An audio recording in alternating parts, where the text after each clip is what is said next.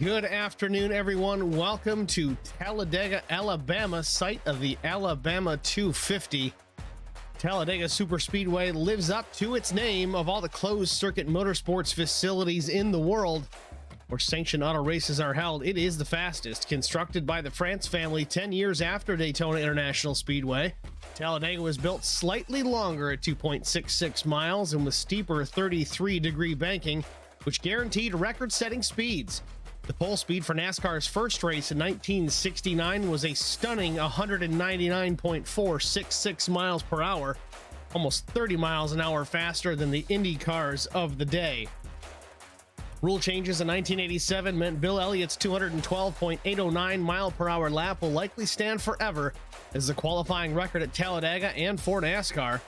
Talladega is still the fastest track on the schedule. It holds the record for the fastest 500-mile stock car race at 188.354 miles an hour, Mark Martin's winning speed in 1997, and produces some of the most exciting door-to-door racing every year. Talladega Superspeedway puts on 5 separate race events each year as host to the NASCAR Cup Series, Xfinity, Camping World Truck Series, and the ARCA Series. But tonight, it's the penultimate race for the Superior Class Auto Racing Next Gen Cup Series, and it's coming up next on HBR TV. Once again, good afternoon and welcome to Talladega. I'm Steve Singer with HBR TV alongside Eric Dotson up in the broadcast booth. How are you, Eric? Doing good, Steve. How about you? Just ducky, getting ready to get underway here at Dega. I don't even know what to expect. It's going to be thrilling. These cars here, these new next gen cup cars, this package, this aero package, these new cars. It's going to be fun to watch. That's for certain. Unpredictable, I think, is a word I would go with. What about you? I agree 100%. This was always my favorite when I was racing, and even in the broadcast booth, this is my favorite race because you're going to see exciting racing from start to finish, side by side. And, you know, whoever's in ninth place can win this race on the last lap. I think it's even deeper than that, honestly. I mean, you got guys like Mark Truxell. Right now, he's 16th on the board in the practice session. It really means nothing at this point because he won Daytona, and I think it was the only lap he led. In fact, he might have led the last 400 feet, if that. Unpredictability, I think that's where I'm going to go with. We've got a couple of newcomers here tonight, Jamie Kerr being one of them. Jamie comes to us from the OG Racing League. Certainly maybe a rookie here in the series, but not a rookie in general. He's got some wins over there in OG, running well as of late, runs all 3 of their series, at least their televised series, their broadcasted series, the TRS Tour Modified Series, LSI ARCA, and My Cricket Makes Truck Series, and decided he'd come over here and give his hand at the Next Gen Cup Series. With a couple of races left in the season, Jamie should be a good add to the series. I picked Jamie last week when I was helping you broadcast the OG series, and unfortunately he wasn't able to bring it home for me, but he had a good run.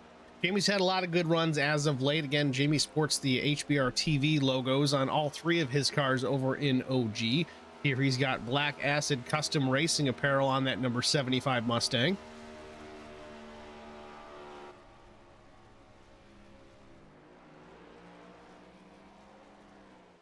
Looks like he's 13th fastest as of now, which, like you said, that means nothing. Qualifying means nothing here.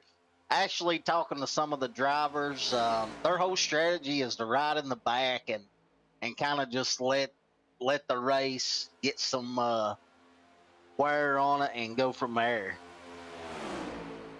We talked a little bit earlier in the open about the history of Talladega. Let's talk about the race information for tonight. It is the Alabama 250 from Talladega. 94 laps. Stage cautions will come at lap 30 and lap 60.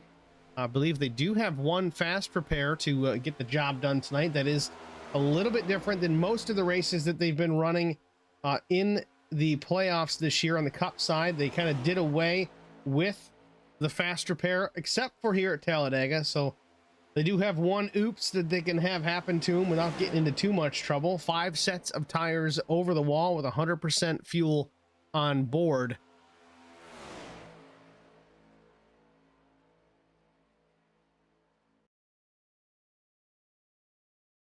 Practice has come to its end. We're going to jump right into the qualifying session. Who's first to roll out here? 4 or 5 cars on the grid.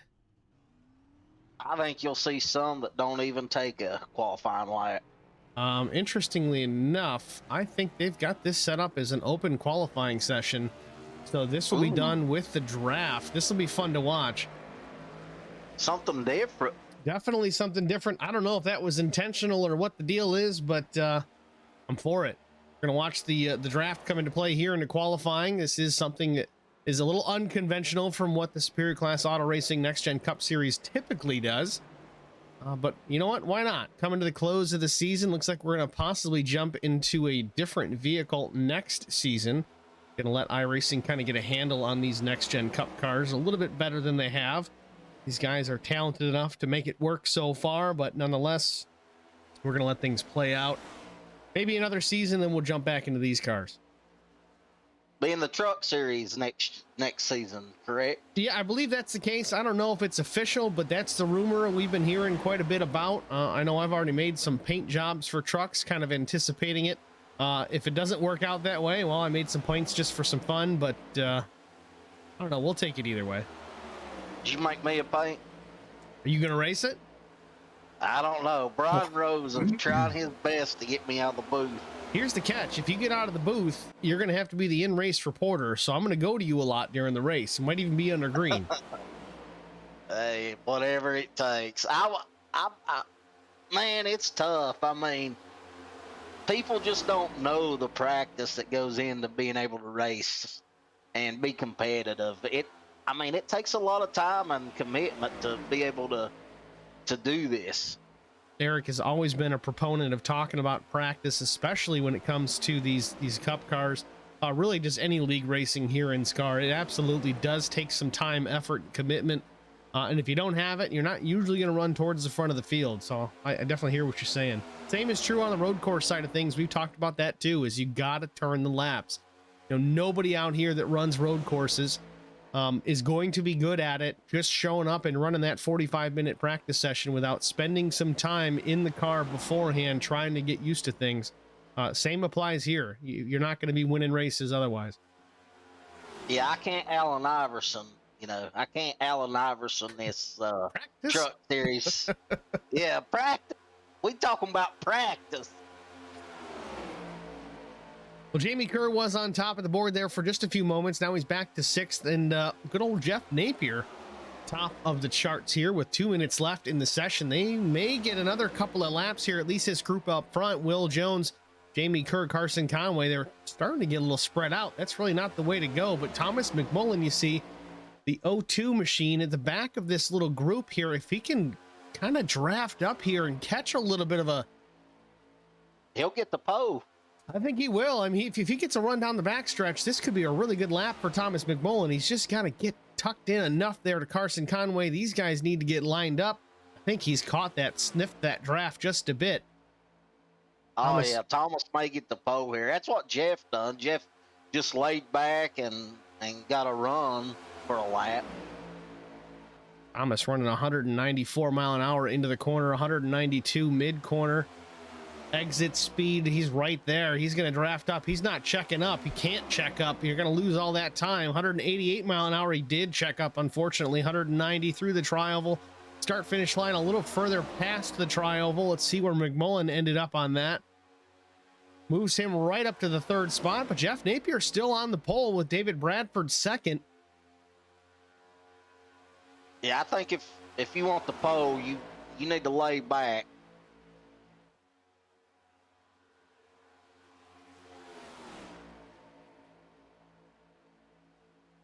We talked about some guys won't stay at the back and kind of just let everything settle down. Brian Rose is 8 seconds off pace in qualifying.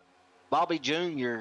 over 2 seconds off pace. I think that's probably by design. Brian Rose, I don't even know. Did he officially take a lap? No, he didn't.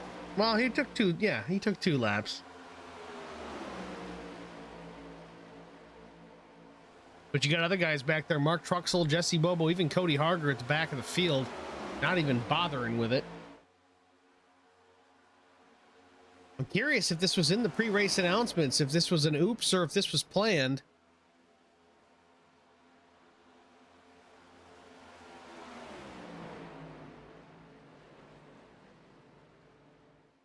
Interesting. I'm going to look at it now. I'm looking at it right now. It doesn't say anything about it. It just says qualify at 9:15, race at 9:20.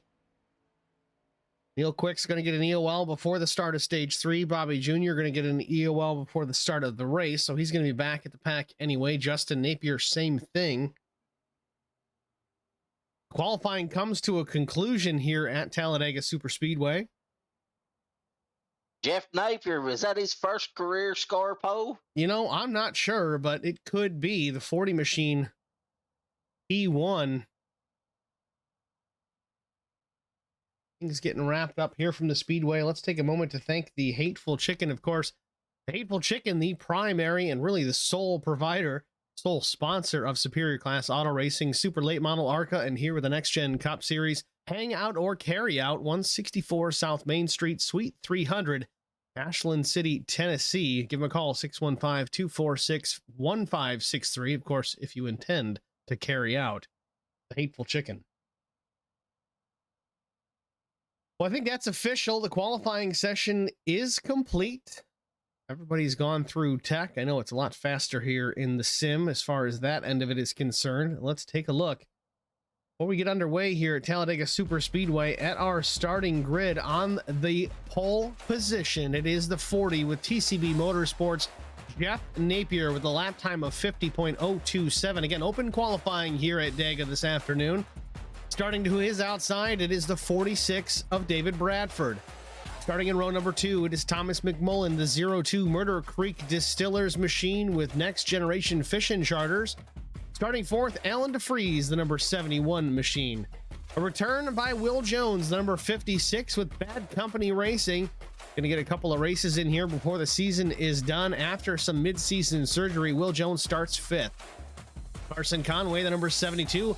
A good attempt for qualifying for the 72 machine. Carson's going to roll off 6th. Newcomer to the league, Jamie Kerr, is going to start in that number 75 machine in the 7th spot with Kerr Motorsports. Starting 8th, Justin Napier with TCB Motorsports. He will start 8th. Colt Ansley, recently crowned Super Late Model Champion, will start 9th. Vincent Short will start from the 10th position with Neil Quick starting 11th. Will Hewitt will roll off in the number 33 from the 12th spot. Starting 13th, Bobby Hamilton Jr. with Bobby Hamilton Racing. And Brian Rose with Holler Boys Racing, Track Bar Media's number 89 will start 14th. Mark Truxell again back of the pack, starting 15th position with Cody Harger starting 16th. And 17th, the number 7, Jesse Bobo Racing. Of course, it's Jesse Bobo. That's your starting field, your starting grid here for the Alabama 250 from Talladega, the Superior Class Auto Racing NASCAR Cup Series. Field off of turn 2 under the pace lap here, getting ready to go green the next time by. Let's go. Let's get this thing going here. Absolutely. Turn them loose. Jeff Napier with that Scar paint scheme on that number 40 machine. Looking sharp there at the front of the field.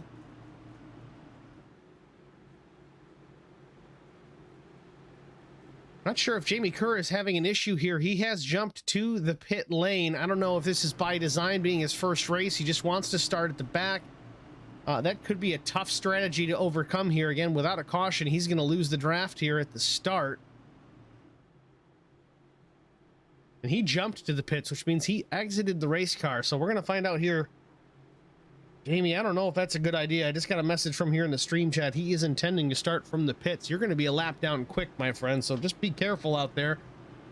Try not to get caught up in somebody else's mess. Maybe you'll only lose 1 lap before we get our stage caution. Again, it's laps 30 and lap 60, stages 1 and 2. This car about to peel off the Talladega banking down below the yellow line. Still not off pit road. These guys still need to wait for the green flag to wave on the initial start. After that, restarts are on the leader once the pace car has safely exited the racing surface.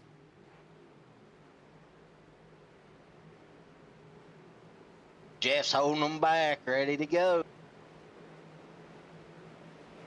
Green flag. Green flag waves. Disorganized start here. Not sure if they're going to wave this one off, but Jeff Napier in the throttle. Thomas McMullen in behind. Carson Conway is going to drop down low. David Bradford, Alan DeFries up in that higher lane.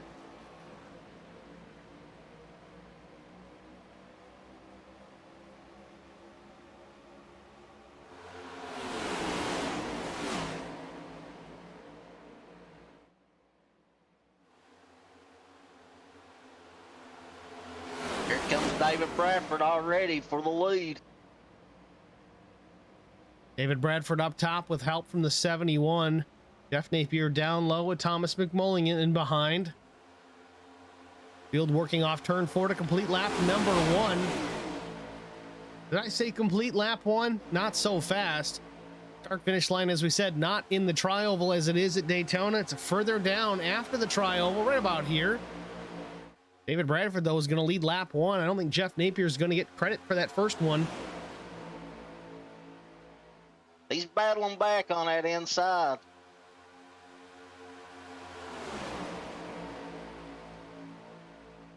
So a little further development on the 75 of Jamie Kerr. I guess he was detached from the session at the last minute. So he did have to start from the pits. Not a choice by the number 75. It's too bad because he had a decent starting position mid-pack. Maybe not a great starting position. That's kind of like the Hornet's Nest here at Talladega. But either way, we do get a caution at lap 30. Even if he loses one lap, he may be the first car, only car lap down if everybody minds their P's and Q's and stays out of trouble. Oh, we're going to have a big one. We don't know when, but there'll be a big pile up before it's all said and done. Look at the 66 of Cody Harger, already up to the 7th position there, middle lane between Carson Conway and Justin Napier as they work off turn number 2. Remember, Cody started at the back of the pack, did not even take a lap in qualifying, so far so good for the number 66 machine as he does plow his way through the field up the gut. Bobby Hamilton Jr. giving him a push down the back straightaway. 3 wide early on. Chris Cohen says, how patient will they all be? 3 wide early. You know, that's nothing new here in the Superior Class Auto Racing. These guys are not bashful or afraid to run 3 wide. The best part about it, more often than not, they get away with it. They get away with it clean. They mind their P's and Q's. They just run their race. We see Cody Harger going to the outside. Cody's looking aggressive here, up to the 5th spot, maybe the 4th spot, going into turn 1. Thomas McMullen actually takes over that 4th position. Harger has 5th for now, but no, Carson Conway is going to slip on by to the inside. Will Jones might follow him on through with a little bit of a draft. Cody's going to have to tuck down low, or does he stick there in the middle lane or wait for the 16 of Hamilton Jr. to pick him back up? Jeff Napier has slipped from the top spot down to 8th again. Long race, 94 laps here from Talladega Super Speedway. No need to push the issue so early. Cody's racing for wins. He's out of the championship, so he's going for the win. Well, he definitely showed an ability to go from the back of the pack to at least 2/3 of the way to the front in relative ease. We're coming to lap 5. He was as high as 4th there in lap 4, so passed a ton of cars to get all the way up there. Bobby Jr. is going to swing down low, pick up the 66. Jeff Napier up high in front of his son, Jeff Napier, the 54. That Hateful Chicken entry in behind the number 40 machine. Colt Ansley, newly crowned super late model champion from last night. He's back there in the 13th position, now about to be 12th, maybe 11th. And going forward, you see the runs that these cars get, especially if you can get 2 lines lined up and organized, especially here on the high side. Cody Harger's on a mission leading that outside lane right now. Cody Harger up to the 2nd spot now, puts a nose out in front. Coming through the tri-oval, David Bradford had the lead off at turn 4, but Cody with the momentum on the high side and a push from Bobby Hamilton Jr. takes the lead into turn 1, 6 laps in of the Alabama 250.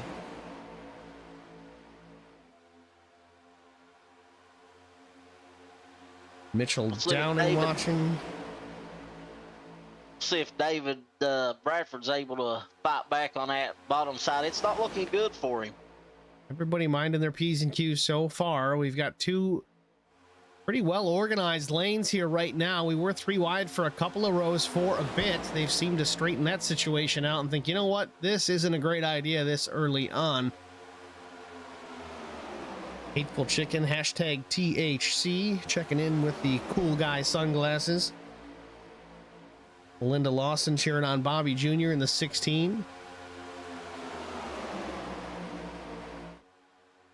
And there we go, back to 3 wide. Justin Napier trying to look to the outside of dear old dad. Maybe not, tucks back in behind.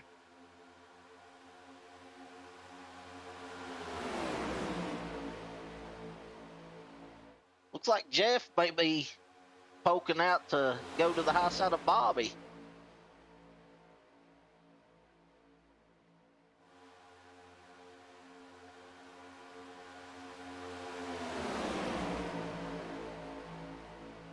So far, clean and green. Just about to be 8 laps into this event. The Alabama 250. Cody Harger from the back of the pack now leads the field here. Big pusher, the 16 of Bobby Jr. certainly helped him get there, but he's your pusher. You still got to be the guy making the decisions. It's a team effort between those two, though they are not teammates. They have been in the past. It seems like the high side seems to be working a little bit better. Roughly equal cars top to bottom as far as numbers and that strength in numbers.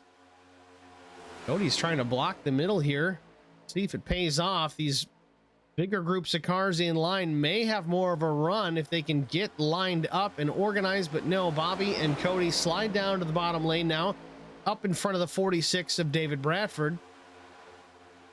I think that inside lane had to check up. It looked like the freeze may have glitched out a few times, and that's when that high side got a big run.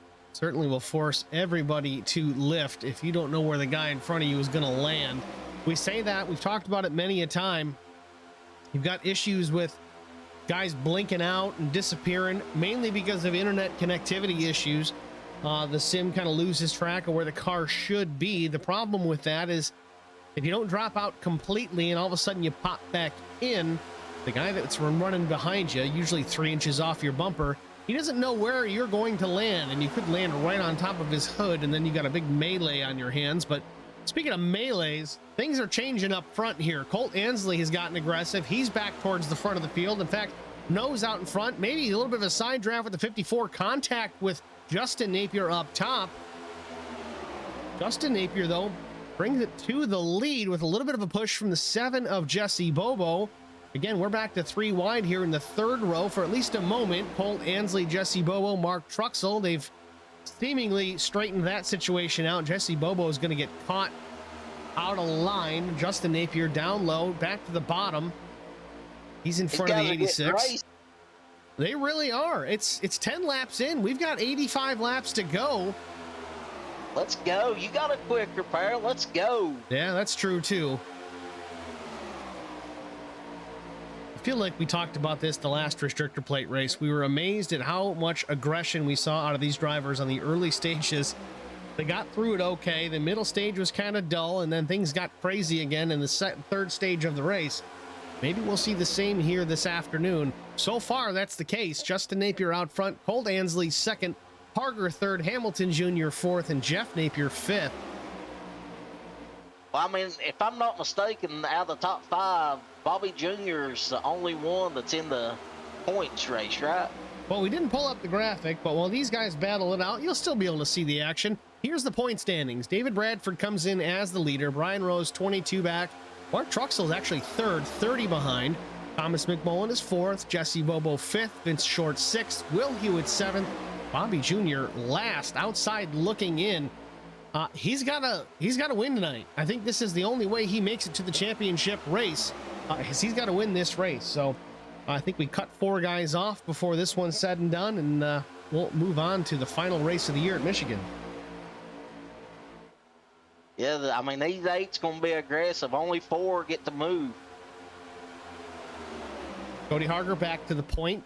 Bobby Jr. giving the 66 a push. These guys, well, I was going to say they were working together, but Bobby got a run, dove down to the bottom in front of the 56 of Will Jones. Moved Bobby Hamilton Jr. to the point.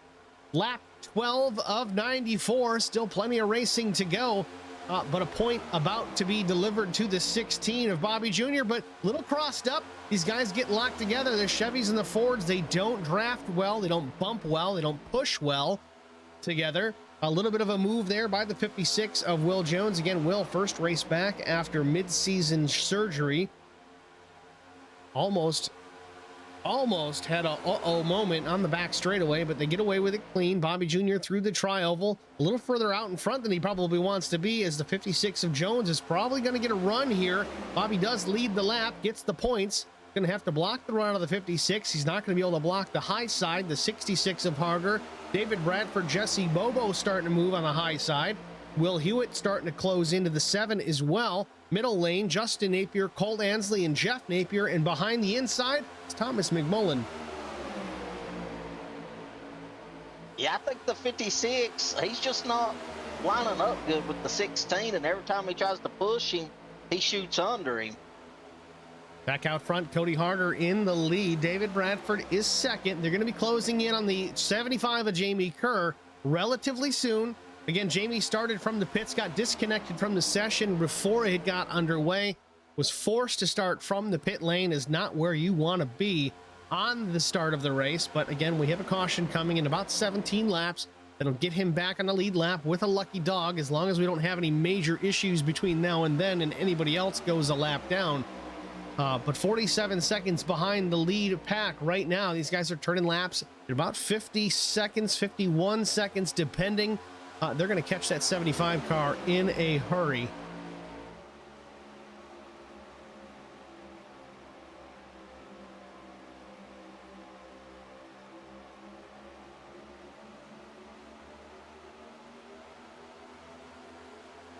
See if anybody on the bottom goes up. I think Colt Ansley will, and here he goes. I don't think he's got enough pushers just now. I think Will Hewitt is going to lead this lap. He's got plenty of help with Justin Napier, Bobby Jr., and Cody dives down low, hangs out the 86 on the high side, and they make contact.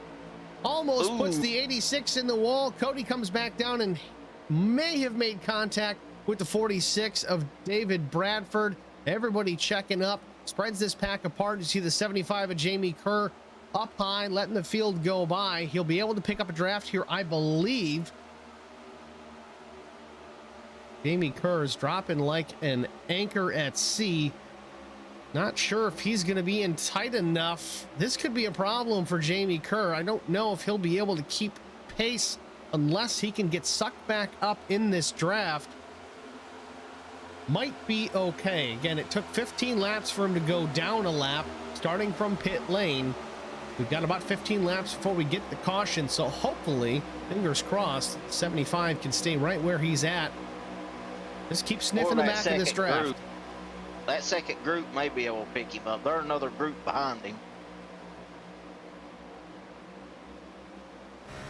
Oh, I didn't even see those guys. We're right on board with the 75. Looking back, there's about 4, 5, 6 cars back there. I think those are the guys that's just biding their time. Oh, that's a lifeline for the 75 of Jamie Kerr. Even if he starts to lose the draft in front of him, got a little bit of a help behind him, so he'll be just fine. Get back on the lead lap and possibly be a contender here late in the race.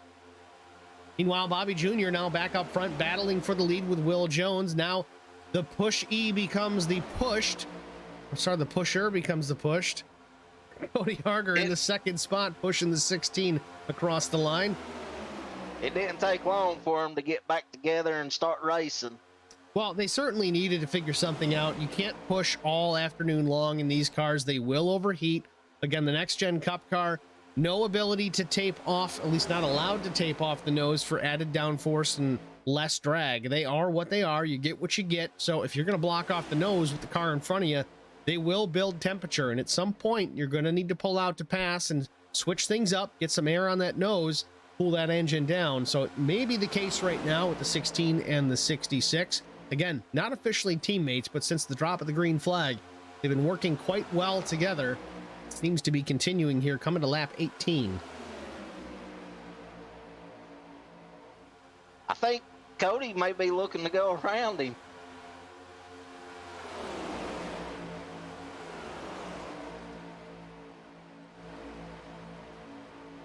Cody awfully racy there in the second spot. David Bradford likely to push the 66 if he gets an opportunity. You know, Bradford's going to want as many points as he can here as the stage gets near to an end.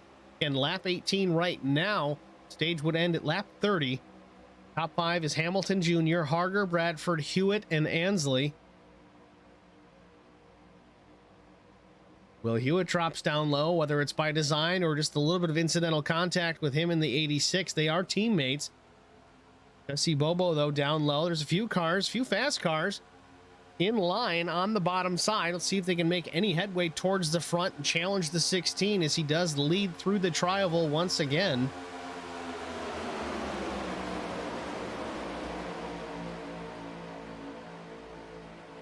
Take a moment here. Let's try to get through the field. I know we've been clean and green since the drop of that green flag. Let's spotlight the drivers again. Right now out front, it is Bobby Hamilton Jr. Bobby started near the back of the pack in the 13th position. And for my... Here goes Cody Harger around him for the lead. We'll get back to our spotlight in a minute here. We got a battle for the lead up front. Cody Harger to the outside. Again, the top line train starting to move a little bit faster than where Bobby was running. Cody Harger back to the front. David Bradford second. Ansley third. Now Justin Napier fourth. Bobby Jr. is listed as the 5th place driver. It looks like the whole field is under one pack right now. See, Jamie Kerr has caught the rest of these leaders. It does seem that the rest of those guys, those 6 cars that were in the back, have all gotten caught up. Here goes Cole Ansley to the bottom. We're going to skip the spotlight. There's too much going on right now. We're going to miss something. We're going to keep an eye on this battle. We've got almost the whole field in their own little pack. 20 laps in the Alabama 250. Cody Harger leads it. Cody Harger trying to battle with the 86 of Colt Ansley. Colt's going to want to lead this thing as well. Justin Napier behind him, giving him a bit of a push as well through the tri-oval. Tough place to do it, but if you can make it work, you can gain some speed. Some guys don't want to do that because the risk is high.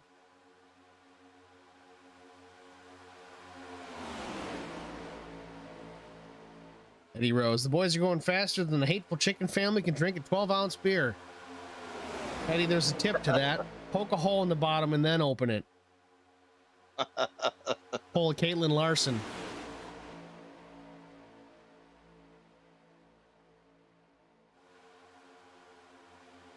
That top groove, that high side's the side to be on right now. And it's not a surprise. The high side, it's longer way around, but you're not chewing up as much tire. You're not scrubbing as much speed. And if you can get a few 5 cars lined up in an organized fashion, like you see that high side is, you can be fast. Might see guys peel out a little bit here, poke left, poke right, trying to get some air in through the radiators. But other than that, David Bradford dives down low here. A good run into 1. Will Jones may be going with the 46. It seems that way. David Bradford to the point here off of turn number 2.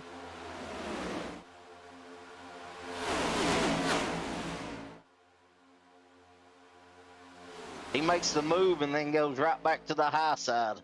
He knows that's where the speed is.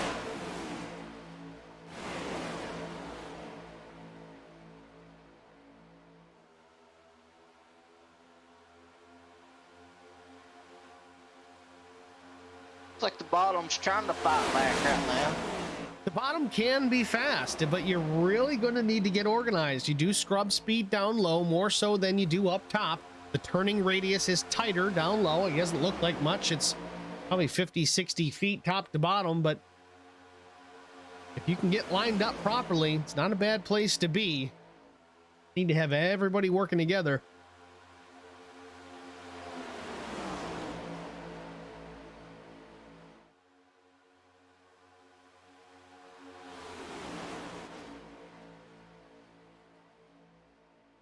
Bobby Jr. continues to lead on that high side with Cole Ansley pushing him and David Bradford behind him.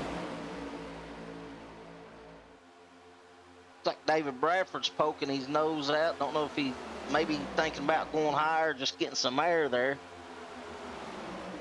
Cody Harder goes to the high side, 3 wide right here for, looks like 4th place.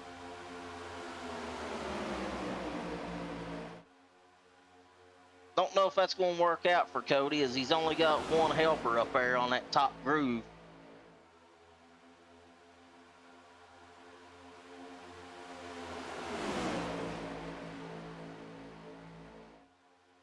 These guys have got about 6 laps to go before the stage is over, so looks like they're trying to get racy to get the stage points right now.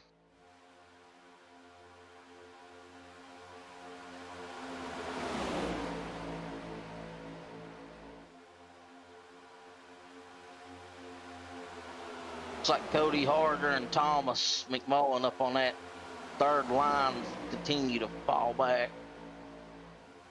Just impressive how Bobby time and time again has been able to battle back towards the front. Here comes David on the low side with some help.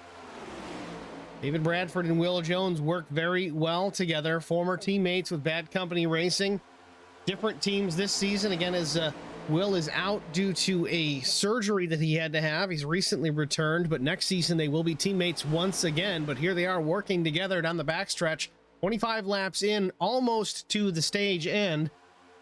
David Bradford out front. Again, Will Jones here just for trophies, not here for any kind of points, so beware of that. You might be working with the 46 now, but it comes down to the finish of this thing, may not necessarily be the case.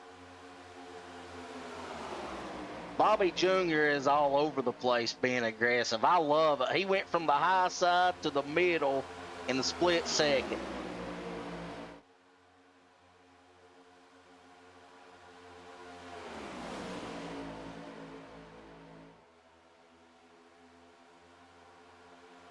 Top 3 starting to get away. Now it's Bradford, Will Jones, and Neil Quick. 4th place machine, Alan DeFries, Thomas McMullen, your top 5. Bobby Jr. slips now back to the 7th spot, trying to battle and move his way back towards the front. Again, points are important for the 16 here this afternoon, but they don't mean much of anything unless he can take home the checkered flag. He's in a win and you're in situation. Bobby goes to the high side. Not a whole lot of help, but man, what a run he had off of turn number 4. I think he's trying to get somebody to maybe step up and go high with him. Well, you see Will Jones makes a move to the high side there, trying to take the lead as they come to the line. Yes, Will Jones does lead that lap. 3 wide for the lead. Justin Napier up top going for the top position here. Will Hewitt behind him. Colt Ansley also behind the 33. Quick little draft at the top of the racetrack. Now they sling back down 2 wide down the back straightaway. Justin Napier still the leader. David Bradford the lead car on the inside.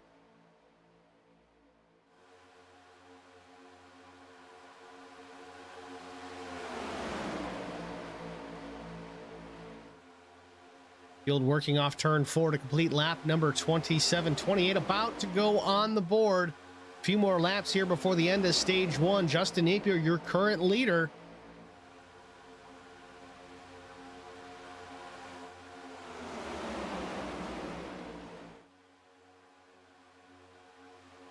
It's like Bobby was trying to get to the bottom and just couldn't get the room.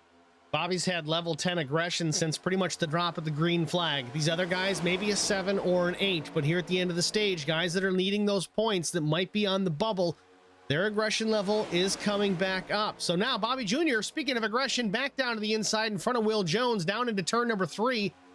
Still no help, though. Had a great run, but he's got to get the 56 to that back bumper if he's going to go any further.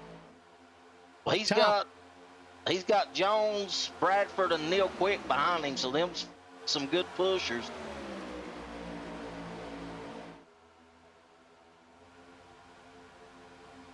Top 5 or 6 under a blanket as they cross the line to put lap 29 on the board. One more time around before we get a white flag to end the stage, almost to the end of the stage.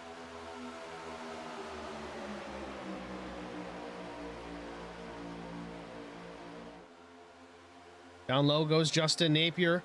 Will Hewitt went with him for a moment there, but goes back up top with teammate Colt Ansley. The 54, the Hateful Chicken, is by himself, or is he Bobby Jr.? No.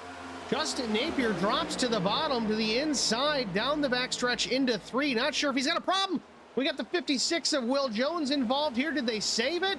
Will Jones gets to the bottom of the racetrack. Contact was made. How they got away with it, I'll never know.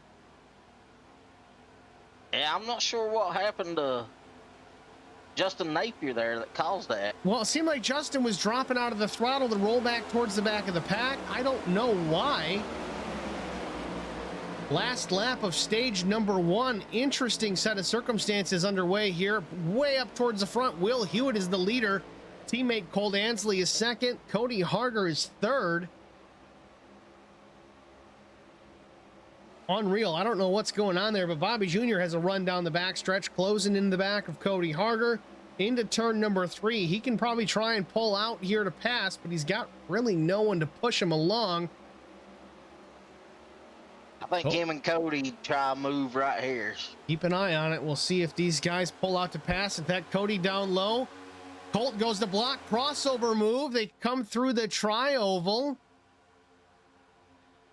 Colt Ansley down low. Cody in the middle as they cross the line to end stage 1. Cody Harger is gonna win stage 1. Caution comes out. This one on you. If you want to stay out, we'll stay out. I gotta tell you, Eric, that was one hell of a stage 1. Yeah, that was a good stage. I thought it was going to end bad there with Justin Napier. I'm not completely sure what that was all about. It looked like, I mean, I believe, again, looking back at the points, Justin, yeah, he's not in the points. Justin had no benefit to be up there in the stage, but again, I don't know why he would roll out of the throttle. It broke up the pack pretty significantly. And you saw Will Jones, I think he actually got into David Bradford there, but either way, Cody Harger, your stage 1 winner.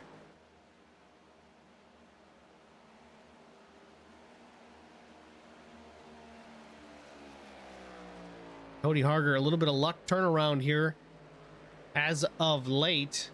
Cody won the super late model event last night, final race of the season, while Colt Ansley brought home the championship.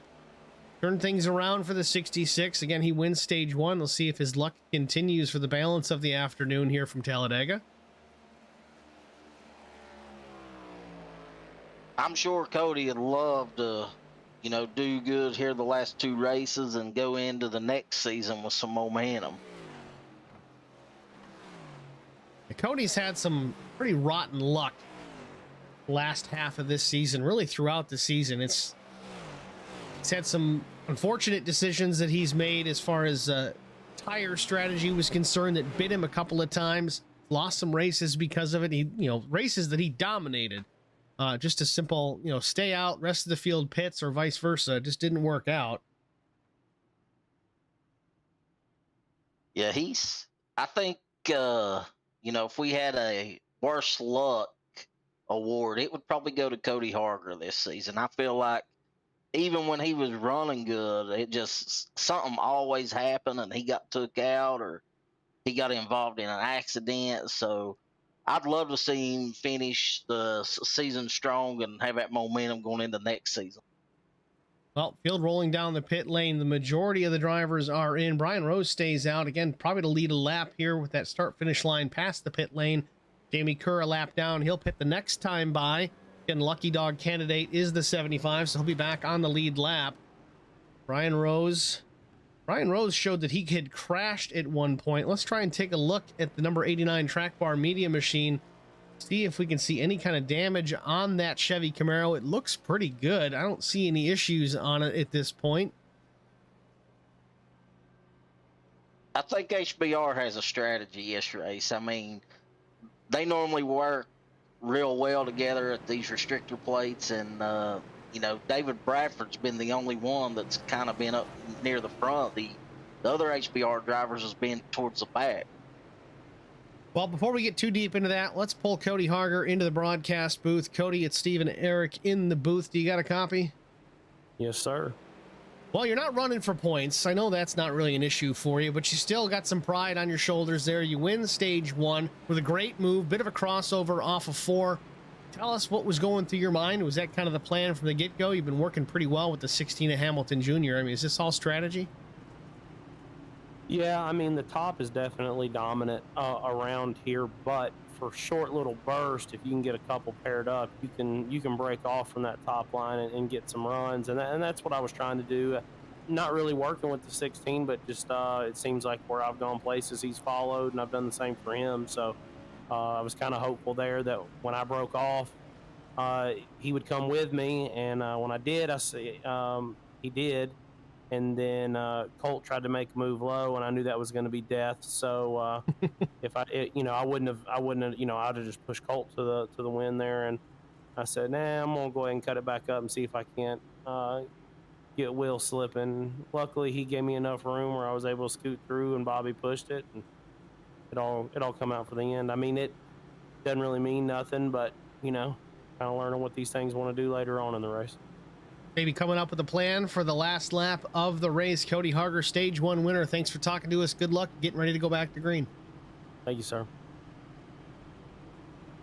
Stage 1 winner, Cody Harger. We're going to take a short break here before we get back to the green flag. Get a word from the Hateful Chicken. We'll be back after this.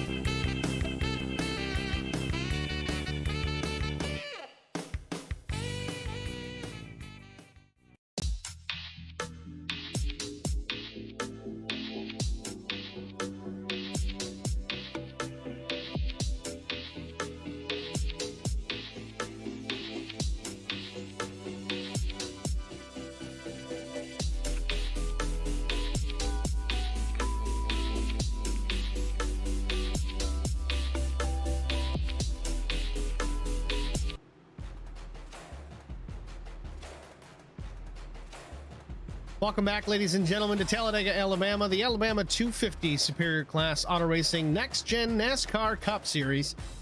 It's the penultimate race before we get into Michigan next week to settle the championship. Who's going to move on here and lock themselves into that Final Four? Bobby Jr. is in a position where he must win. See him running here in the 4th spot. We get ready to go back to the green flag. Just a moment. Stage 1 in the books. Cody Harger was the winner.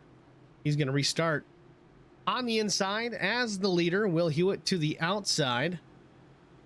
Or did Will just take the outside? Actually, I think Will Hewitt won the race off the pit lane. We're going to see who fires first here. That inside lane, not real grouped up and organized. I think they're waiting on the 33. So I believe Will Hewitt had lane choice, chose the top. I heard Cody Harger talk about that in the interview. That seems to be the place to be. We saw it as well. But yeah, he does go. Will Hewitt in the throttle. Green flag is waving. Green flag. Yeah, they wasn't bunched up very good on this restart. Not a pretty restart by any stretch of anyone's imagination, but might be a good thing. Yeah, that's okay. They'll make it hairy here in a lap or two. Just keep an eye on it. Will Hewitt though out front. Colt Ansley is in the 2nd spot. Cody Harger slips back to the 3rd place. Jeff Napier 4th. Bobby Jr. He's 5th for now. He's going by the 40 right now, so move him up to the 4th spot. Jeff Napier free falling without a drafting partner. David Bradford with a run into 3. Goes around Bobby on the high side. No help for the 46 as of yet. Does Will go up? Yes, he does. The 56, Will Jones, tucking back into the back bumper of the 46. They work off turn 4 for the first lap since the restart. Cody Harger way down low off turn 4. Not sure if that was car getting loose on him or what happened. Bobby Jr. slipping back now to the 7th spot. Will Hewitt and Colt Ansley starting to put some distance on the field. Don't know if that's a good plan or not. These guys get the run into turn 1. David Bradford closing into the outside of the 86. Colt Ansley into turns 1 and 2. Will Jones giving him a push. May have the lead here off turn 2. Big run off the corner. David Bradford to the point. Will Jones to second. Jeff Napier up to third. It's like Cody Harger almost got into Neil Quick right there. Got away with it, though. No damage to the cars as of yet. Again, all the cars at end of the race still on the lead lap. Jamie Kerr did get that lap back as the lucky dog the last time. Jamie Kerr having issues at the beginning of the race. Had to start from pit lane. Back in the thick of this thing. We saw Cody Harger go from the rear of the field to almost the lead in about the first 4 or 5 laps. So it doesn't really matter where you are at this point in the race. We've got plenty of action left. Plenty of time to fight your way towards the front of this field. David Bradford currently leads. Got a run on the bottom, though. Jeff Napier moving up just slightly. Little help from Will Hewitt. Not really tight enough to the back bumper of the 40 to make a difference. Jeff's still gaining some ground as the 33 closes in. I don't know if he's rolling on the brake, is the 40, but back to the nose of Will Hewitt into turn 3. Little bump in turn 3. Oh, yeah.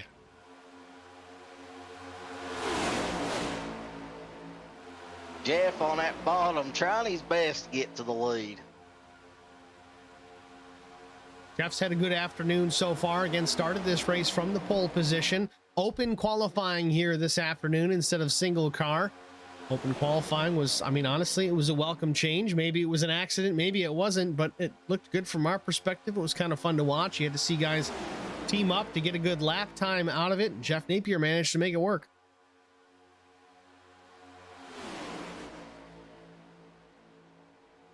And he's proving, you know, it wasn't a fluke for him to just get the pole because, you know, he's led some laps and he's been up front all day. As you know, he's battling for the lead right now. You know, we give Jeff Napier a lot of grief in this league, and it's just because, you know, sometimes things don't go right and he ends up in the thick of it and he's wrecked and he's 3 laps down, but don't let him fool you. Jeff's got some talent behind that wheel. He's just got to focus and hammer down, and that's what he's doing right now at the front of the field, challenging the 46 of David Bradford for the lead.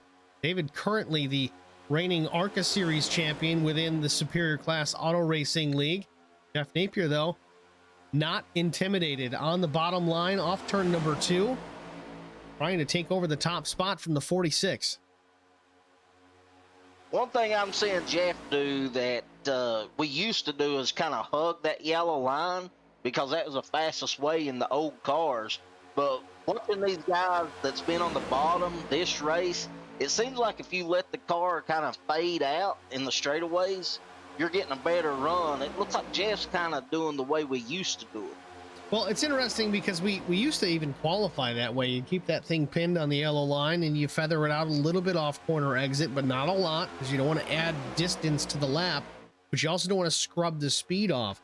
Now with these new next-gen cars, seems to be a little bit different. It's kind of a, well, the jury's still out on the theory, but does it work? Does it not? Some guys get better lap times on lap 1. Some guys get better lap times on lap 2, at least in single car runs.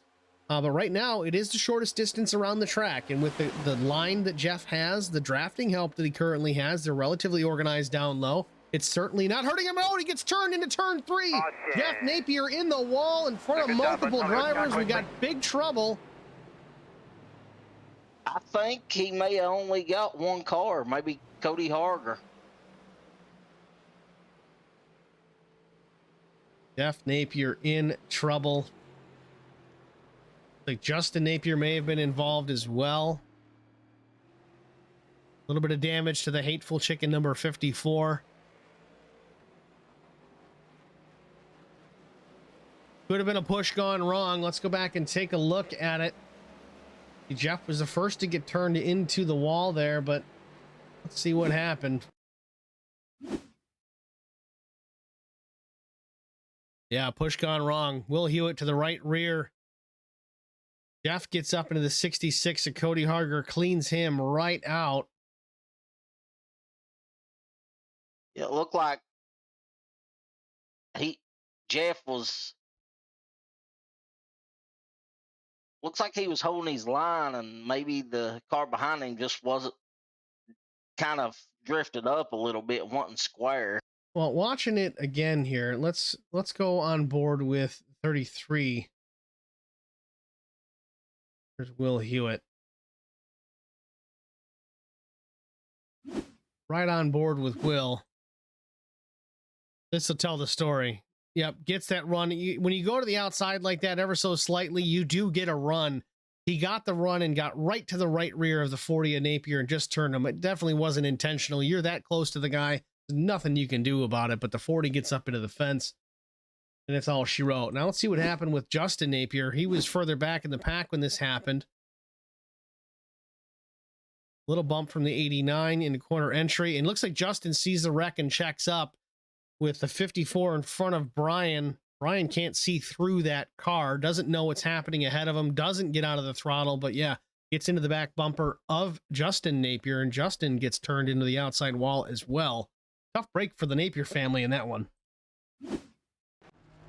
Terry's saying it's announcer's curse.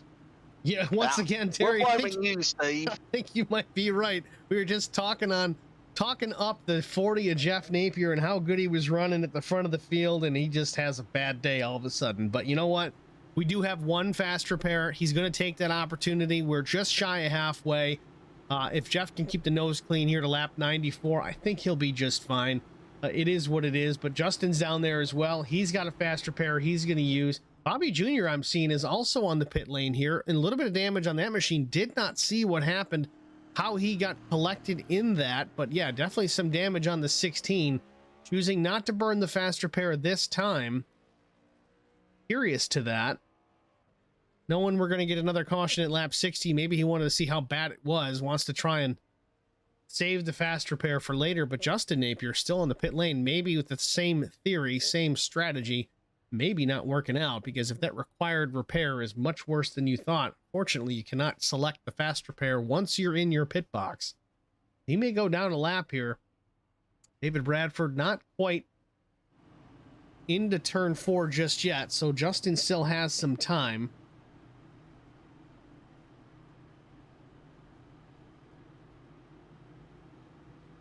I mean, we'll probably go back green, what, lap 44, 45, so probably be about a 15 lap shootout. So, you know, maybe Bobby's thinking, hey, I got 15 laps. Let me see if I need to burn that quick repair at the end of stage 2. Yeah, I mean, it's a smart decision on his part, and really Justin kind of, it appears, has done the same thing. He's got his required taken care of. Might have another opportunity to work on the car some more, save that fast repair for later. Jeff Napier was just cleaned out. Nothing he could have done there. Had to use the fast repair. Cody Harger, though, let's take a look at Cody. I'm not sure what his situation is. Yeah, he's beat up pretty bad. Did not use the fast repair the last time. I think he may use it now. Yeah, I mean, I think if you burn a fast repair at this point, you just kind of come in and right at the back at this point, you know.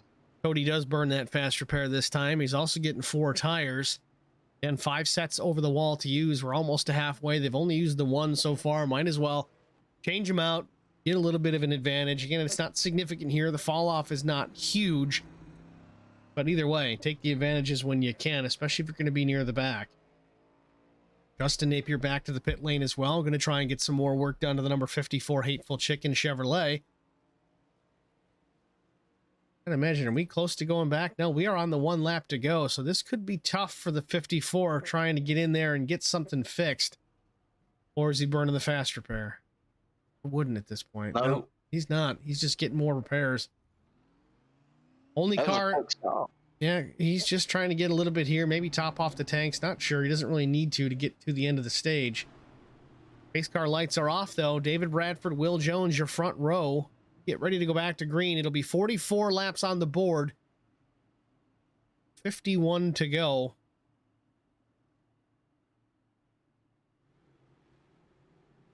I've been advised by Terry Ansley to not say anything about the 86. You're bad luck, Steve.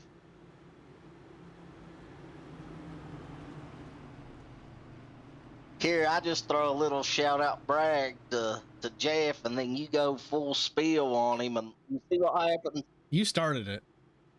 Kenneth Webb, sorry, man. I didn't catch this earlier. You said, can we see that save with the 56? Unfortunately, without going through and legitimately rewinding it, I don't have a mark in my live timing to go back to it, so unfortunately, no. Can't see it. We can see the rest of the race. Pace car is down. midway through stage number 2. Lap 44 about to go on the board. We go to lap 60 before stage 2 comes to its conclusion.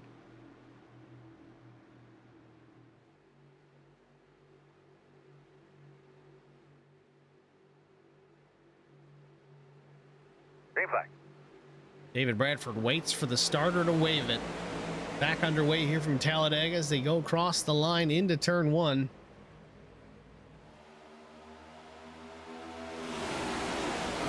See how racy they get with 16 to go. Will Jones with no help on the high side. He's dropping like a rock. Neil Quick, the 2nd spot. Colt Ansley, 3rd. Will Hewitt, 4th. Will Jones back to 6th, while Vincent Short moves up to the 5th position.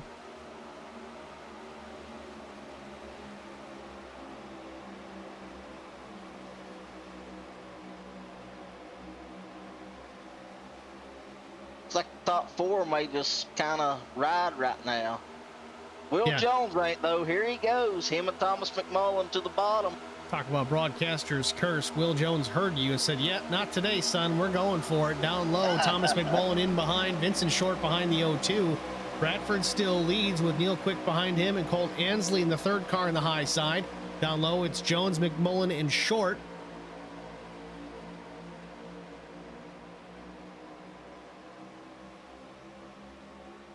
Neil Quick, a good pusher right now off of turn 2, but Will Jones is going to slide up in front of the 46.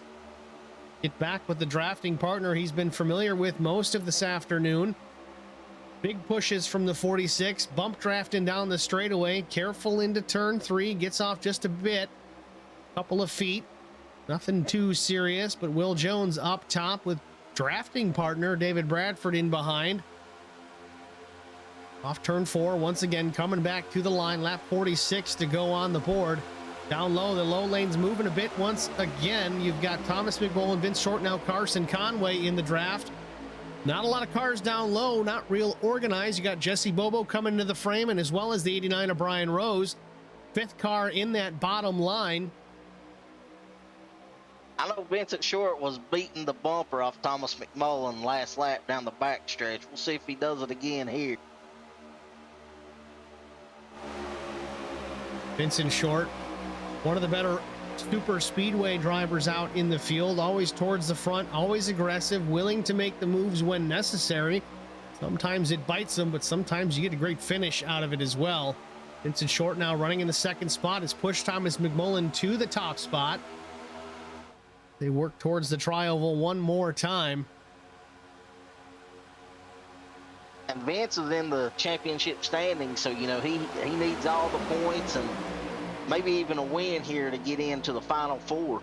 You know, I almost see Vince staying out here when the stage comes to an end, taking the penalty to get onto the pits late, leading that lap. But other guys in front of him have to not do the same for that to work out. As see Thomas McMullen lose the connection just a bit. That can be nerve-wracking for the guy behind you. So far, so good, though. Just a short blink out of the 0-2. Vincent Short not bashful about pushing him right after, so he's back after it here. Lap 47, about to be 48. Field works off of turn number 4 once again. Will Jones up top in the high side there. Lead car in that line, or semblance of a line. Little disorganized. Down low, they're pretty straight and narrow. 6 cars in a pack. Here comes Colt Ansley up the middle with Bobby Jr. pushing. Colt going up the gut with the 16 giving the push. Will Jones slides up just a bit in front of Colt. Colt gets to the inside, 4 wide through turn 2. Will Jones sliding like an anchor in the water. Oh, trouble, turns the 16 down the back straightaway. Bobby Hamilton Jr. involved. Slides it to the inside. A little bit of damage on that machine from the contact. Oh, doesn't lock up the brakes. Gets into the outside wall again. Heavy damage on the number 16. That's why he saved that fast repair. Yep. Yes, indeed.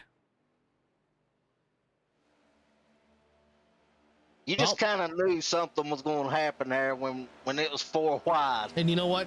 Will Jones was 4 wide, but he was backing out of it. He didn't want any part of that 4 wide action. He was out of the throttle. Again, he's an experienced racer here in iRacing. He knows when it's time to get out of this mess, and he was trying to do just that. Unfortunately, gets a piece of the 16. Let's go to the Hateful Chicken instant replay here and see what happened.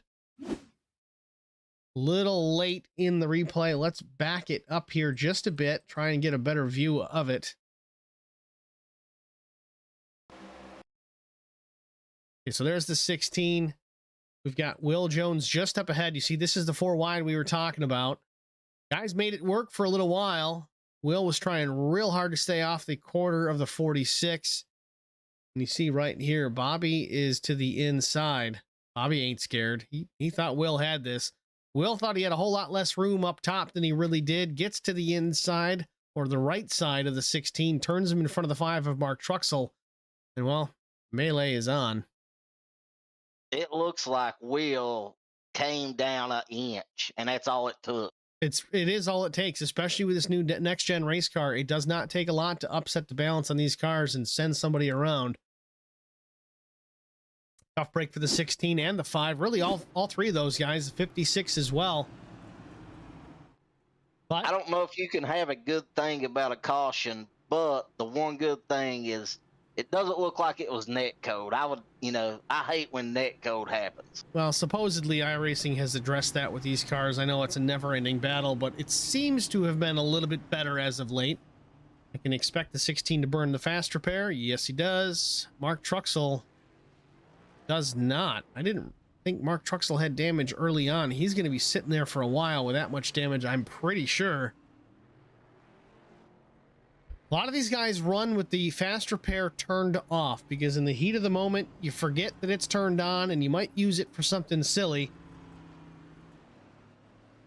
Could be the case here, but it works both ways. If you don't turn it on and you need it, you might be in a situation like Mark Truxell is right now. Mark is stuck on the pit lane until he can get those repairs fixed.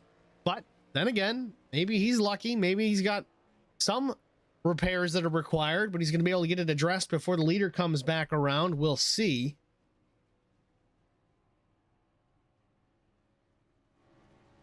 Yeah, it's unfortunate. I'm pretty sure Mark is in our 8 that can advance to the final 4.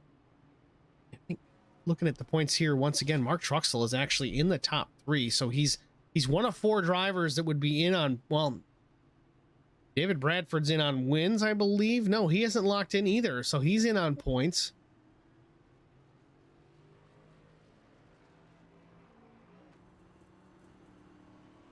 Gonna be interesting to see what it comes down to.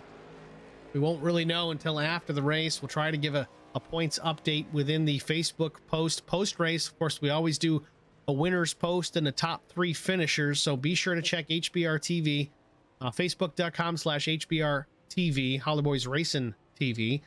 Check it out after the race here. Within an hour or so, we'll have the photos up and the highlights and all that stuff. And we'll try to get a points post as well so we can get that updated. Let everybody know who's going to transfer into the championship round next week at Michigan.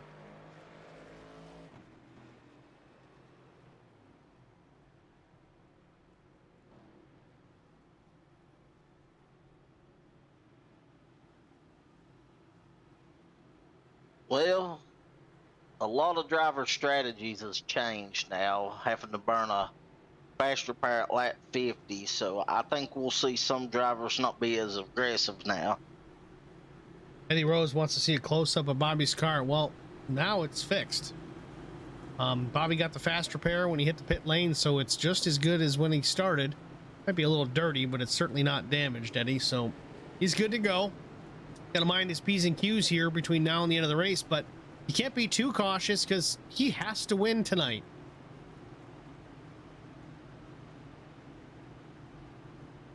You may seem kind of laid back till it's go time.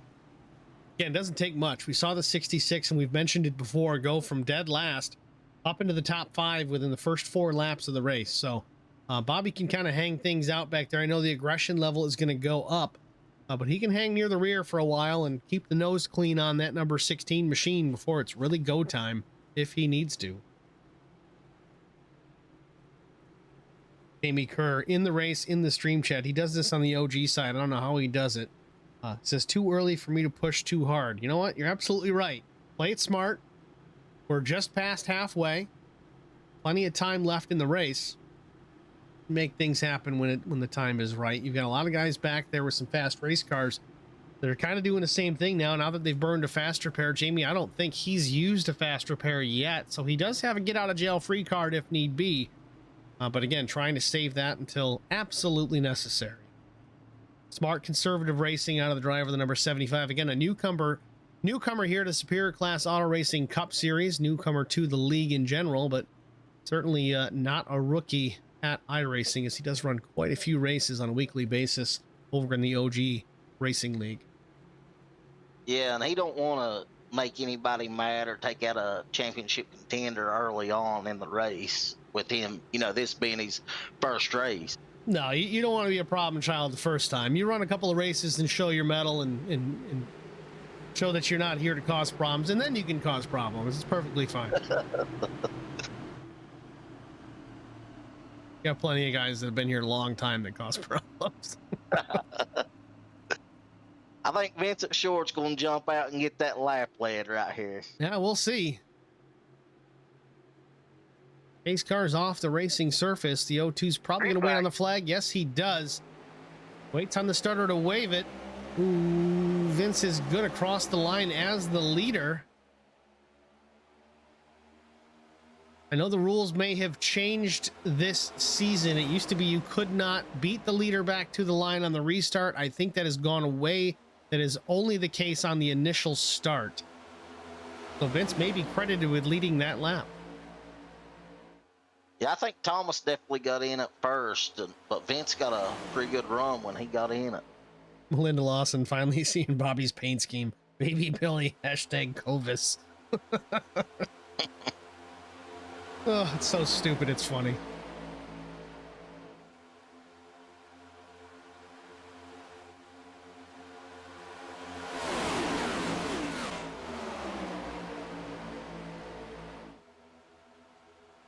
To no surprise, that top side is getting out to a little bit of a lead. Yeah, Vincent Short now is going to lead this one for sure. If it was ever a question, he definitely got that one. Bonus point for the 15. Vince is going to be tough. Again, he's usually pretty good at these super speedway style races. Relatively quick to get to the front most of the time, but here we are past halfway, leading his first laps of the afternoon, but we'll see how difficult he is to pass. Yeah, I mean, Jesse Bobo's a championship contender here, trying to make it to the Final Four. He knows Vince is his competition here, but the bad thing for Jesse is he's got David Bradford, Vince's teammate, behind him as he goes to the bottom. Riding on board with Jesse Bobo Racing. Took a look to the inside. Maybe it was too soon as David Bradford tucks back in behind teammate Vincent Short.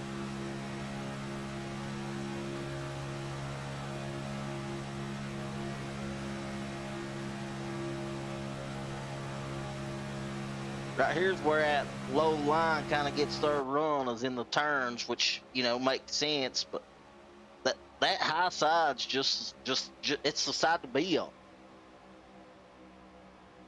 Yeah, up top definitely carries the momentum. I know we talk about that so often, especially at the 1.5 miles. You see it a little bit here on a short track here and there, but even in a place like Talladega, 2.66 miles, it's amazing the difference from the top lane to the low lane. Again, tighter radius down low. It is the shortest way around, but you scrub more speed apparently, because up top with drafting help, it seems to be, with everything equal, it is quicker on that high lane. Look who's in the middle here coming to the front charging. Who cares if he don't have a quick repair? He's here to win. Throwing all caution to the wind, the 16 of Bobby Hamilton Jr. up the gut with some drafting help from the 86 of Cole Ansley, making it work by themselves here. Not a real organized lane, but Jesse Bobo thinking about sliding up. Nope, can't block that run. The 16's going way too fast to think about that. Now he's going to pick up some draft from the 2 of Neil Quick. Bobby Jr. back in this, into the top 5, soon to be in the 4th spot. Nope, he's the 3rd spot. Still a run into turn number 3 to the back bumper, the 46 of David Bradford. Top 5 all under a blanket. They work through 3 and 4. I think Neil thought Bobby was going to go with him, but here comes Bobby to the low side, going to challenge David Bradford for the 2nd position. Old Ansley again with a little bit of a push through the tri-oval. Bobby Jr. trying to take over the top spot as they cross the line. Vincent Short's going to lead it. Bobby Jr. 2nd. David Bradford now fighting back on the high lane. Alan DeFries there in the third car up top, trying to give a bit of a help to the 46 as well. Thomas McMullen there had to check up a bit. 33 also has to check out of it. Jesse Bobo, the last car in the high lane. 6-car draft up top, 3 down low. You can see that the 6 cars up top certainly have the advantage right now. Colt Ansley is pushing the 16. It's a nice thing about getting behind a guy like Bobby Hamilton Jr. is you know that you can push him till the cows come home. And as long as you don't make a mistake, you're not going to wreck him. And sometimes even if you do make a mistake, Bobby is usually good enough to bring it back, keep it out of the wall. I guess Bobby figures, even though he don't have a faster pair, the best place for him is in the lead. And so he's going to try to get it. Well, in this case, if you're at the back of the pack, you run the risk of getting caught up into somebody else's mess. At the front of the field, you run the risk of getting turned by someone that wants your piece of ground. So I don't know. I'd rather get wrecked out of a race going for the lead than trying to hang out at the back. It's just my opinion. It's 100% true. Look at Brian Rose riding towards the back, got into Justin Napier. Vincent Short at the front of the field for now. Bobby Jr. again getting a heck of a push out of the 86 of Colt Ansley. Colt's got to be getting warm in that machine right now. As far as the engine temperatures are concerned, we'll ride on board with Colt Ansley. Again, trying to push the 16 to the lead. Will the 16 stay with him? Nope. Bobby Jr. wants to go up top. Now Neil Quick might be giving the 86 a push. Colt Ansley's going to shoot for the lead here going into turn number 2. Colt was absolutely pushing Bobby. I'm surprised Bobby didn't stay down there unless Colt was just getting hot. I thought the DOT was going to stop him and ask for a trailer permit. Definitely right on the back bumper of the 16 of Bobby Jr. there, but I think you're absolutely right, Eric. I think another half a lap, it would have been disaster for the 86. That engine must have been sky high temperature wise, so Bobby sliding up. It worked good for Bobby as the high side is the preferred lane right now, but it also gave some air the front of the number 86 machine. So kind of works out for everybody. I know it's not where Colt wants to be right now. He'd rather be out in front of that number 16, but as they work into turn 1, still in the hunt, running in the 3rd spot. I think it's only going to get racier with, what, about a lap and a half to go here.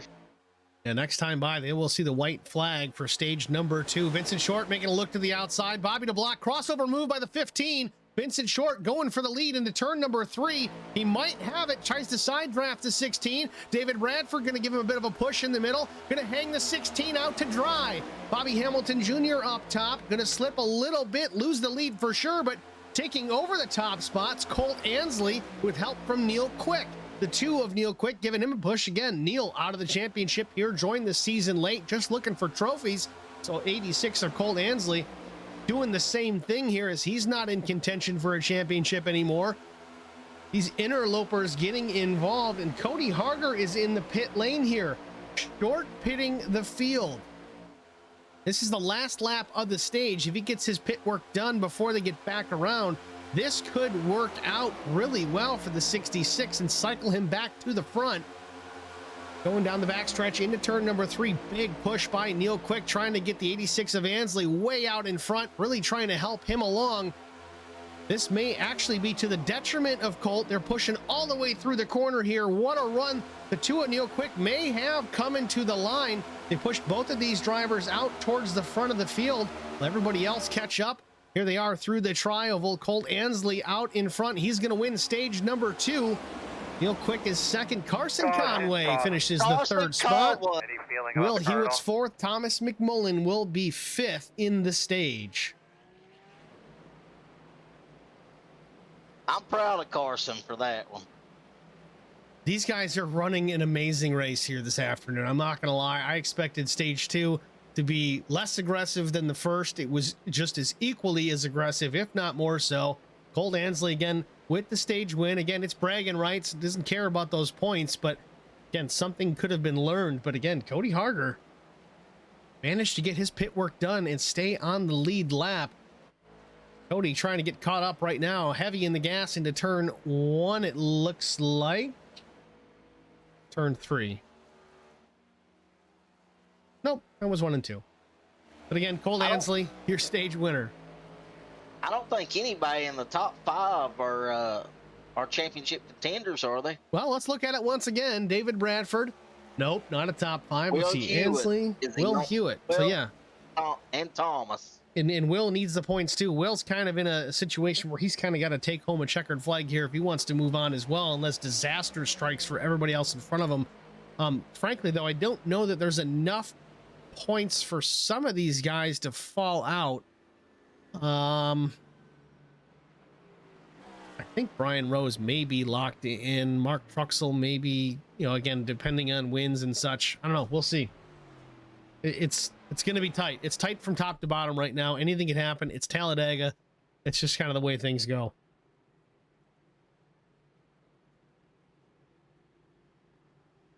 Man, all you guys here in the stream chat, I hope you're not just hanging out for a 5 or 10 minute jaunt. If you leave, you're missing a lot. This is some great racing here from Talladega. Again, we got 17 cars in the field. No, it's not 40, but you know what? Every one of these guys, for the most part, are out there racing hard, trying to bring home a checkered flag. Mark Truxell 1 lap down, only car lap down. I think he will get the lucky dog this time. Field entering the pit lane. Colt Ansley brings him down. Looks like everybody's hitting the pit lane except for the 66 of Cody Harger as he cycles to the front of the field. He's going to lead, and he may have done the math on this. He may be good to go to the finish. I don't know what the pit stop window as far as fuel is concerned was. This is the longest stage of the race, but is it? First lap 30 and 60? No, it's not. This will be the shortest stage of the race if you do the numbers right. When we go back to green, well, maybe stage 2 was, but this will be shorter than stage 1 by about 2 laps. So Cody's got the fuel mileage. 51, right? Official pit for Cody Harger was 59. 59. So it will be the longest for him, right? Well, yes and no, because he's rolling around under caution right now. Let's listen to see if he's cutting the car off. No, but he's riding around in 5th gear. Yeah, he's trying to save as much fuel as he can. You can see he's turning 2,800 RPMs. We talked about this a little bit ago. The safe place to be, it seems, is out front. If you're in the back of the pack, you run the risk of getting caught up in somebody else's problem. The only way you're going to have an issue up front, as the leader at least, is if the guy behind you turns you. So Cody might be able to work his way through this and manage the gap and manage both top and bottom lines. It could be 3 lines by the time we get back to the checkers, but we'll see. Lap 63, 64 about to go up. I don't know if we're going to get the 1 to go this time or not, but things got interesting. Cody Harger didn't need to worry about drafting his way back towards the front. Pit on the final lap of stage 2. Got tires and fuel and rolled his way the top spot without having to do a whole lot of work. Did we have some guys maybe take 2 tires? Because, we got DeFries 2nd and Jamie 3rd. Yeah, Alan DeFries, his pit stop was 6.7 seconds. He may not have taken tires at all. Jamie Kerr, possible. Well, Jamie's going to roll down the pit lane now. I think he's thinking better of this.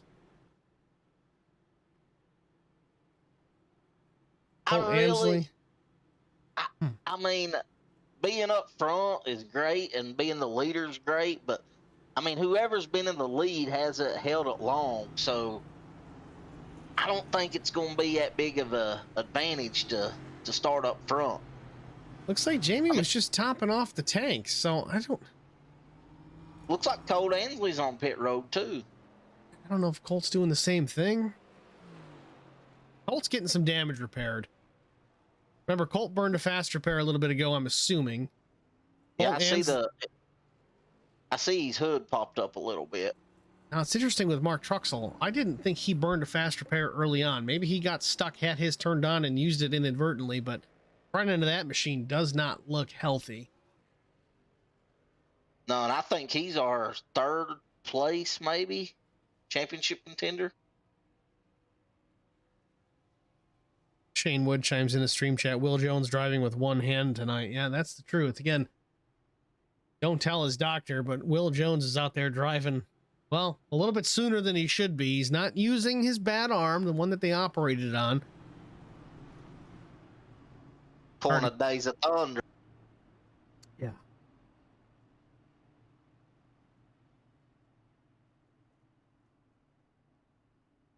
Looks like we're formed up here 2 by 2, so we are going to go back to the green flag here the next time by, this coming time.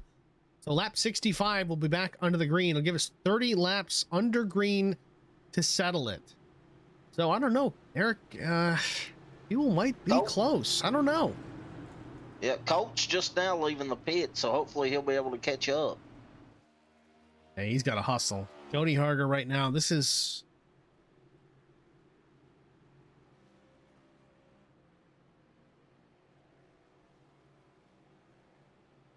Jamie said in the chat he didn't want to start up front, so different strategy there. Cody Harger pitting early to start up front. Jamie Kerr making 2 pit stops, so he don't have to start up front. Well, I think Jamie Kerr is just playing this smart. Have a good, clean race. Don't make too many waves. It's a smart move on his part. I get what he's doing. It's the same thing I would do. First, same thing I did coming into this league when I was racing it, not calling it. Don't ruffle any feathers early. Close your mouth and just race. So far, so good for Jamie Kerr. Green flag waves. Field comes to life. Cody Harger with a decent jump to start. Carson Conway, second car in line to the high side. Inside is Alan DeFries and Neil Quick.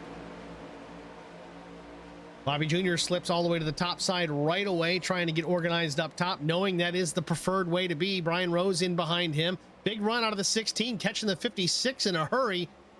Big run off of turn number 2. Will Jones not with a great start. Can Brian Rose follow him on through here? Down the backstretch into 3. You know, Brian Rose maybe going to latch onto the 15 to Vincent Short down in the low lane.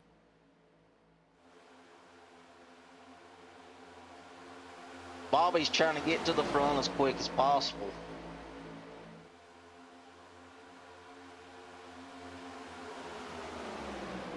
I love this level of aggressiveness from Bobby. We don't see it a lot. No, we really don't. Bobby is usually a very calculating driver. He's definitely got the skills behind the wheel when it comes time.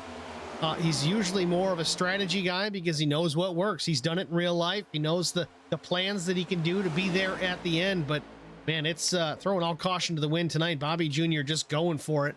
Up here in the top 6 right now. Now into the top 5. The 16 on a charge. Second car in line. Milking to the outside of the Vincent Short machine. Nothing doing there. Tucks back in line as the high side is on a roll. Will Hewitt with the lead. Brian Rose officially with second right now. Vincent Short. Nope. Colt Ansley changing lanes up in front of the Alan DeFries machine. Alan DeFries way up high, possibly into the wall. Gathers the car back up. Keeps his foot in it and tucks back in behind the 86 of Colt Ansley.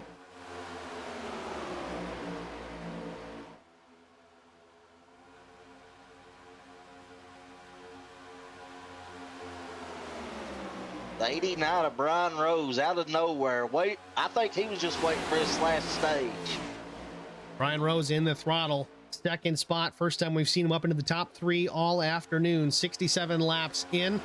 Stage 3 of the Alabama 250. Who is going to settle this with a checkered flag? Right now at the front of the field, it is the 33 of Will Hewitt. Brian Rose, Cody Harger, Vince Short, Neil Quick, the top 5.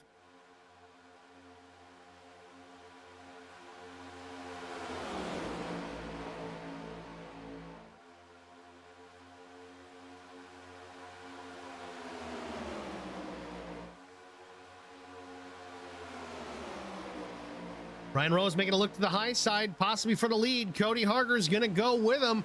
Brian Rose again up top. Will Hewitt to the bottom. Brian Rose is going to lead that lap. Vincent Short now down low. He's the lead car on the low lane, trying to charge his way to the front with Bobby Jr. in drafting help. That's a bold move by Brian. If Cody didn't go with him, he'd have probably been at the back.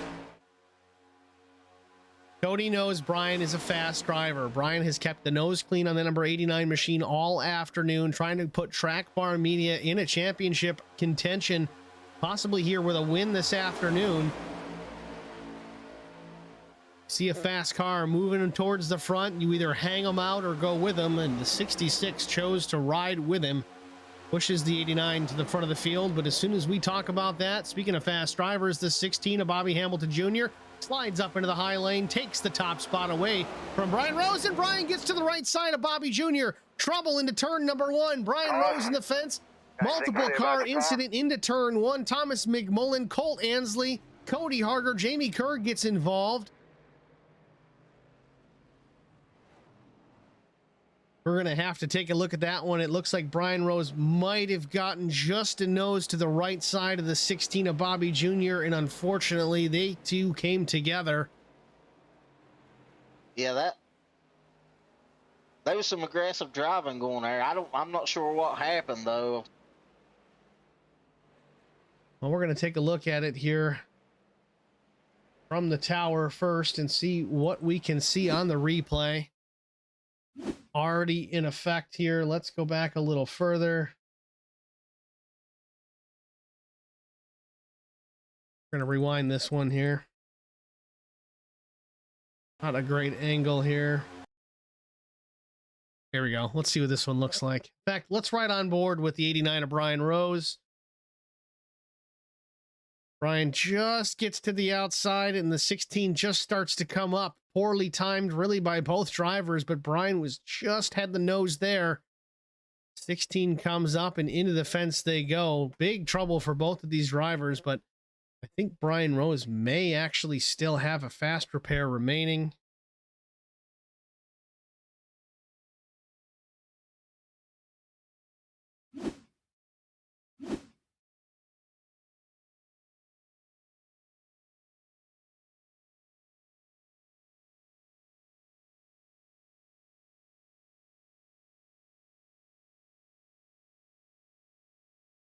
Yeah, it looked like Brian was just looking to the outside, going to try to take Bobby back, and looks like it's hard to tell from them angles.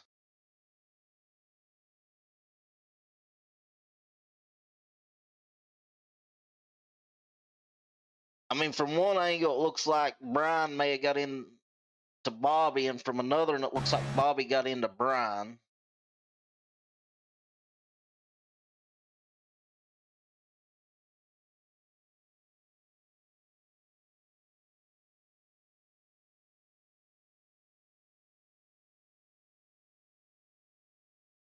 Yeah, Bobby started to come up just a hair. Doesn't Yeah, take much at 190 mile an hour.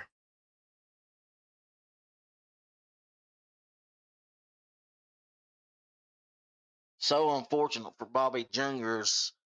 That'll probably do his race in. Well, Bobby jumped right to the pits after the incident. I think he had done used his fast repair. Yeah, Bobby is out of the car. But through all that, Vincent Short now your new leader with 24 laps to go. Neil Quick is second, Jesse Bobo third, Mark Truxell and Justin Napier the top 5.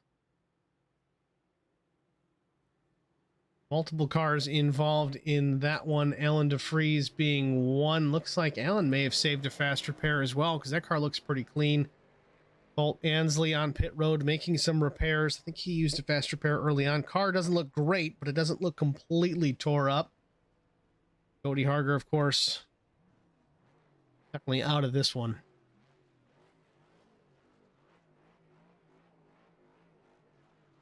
Yeah, that's unfortunate. He showed some strength early on, winning stage 1.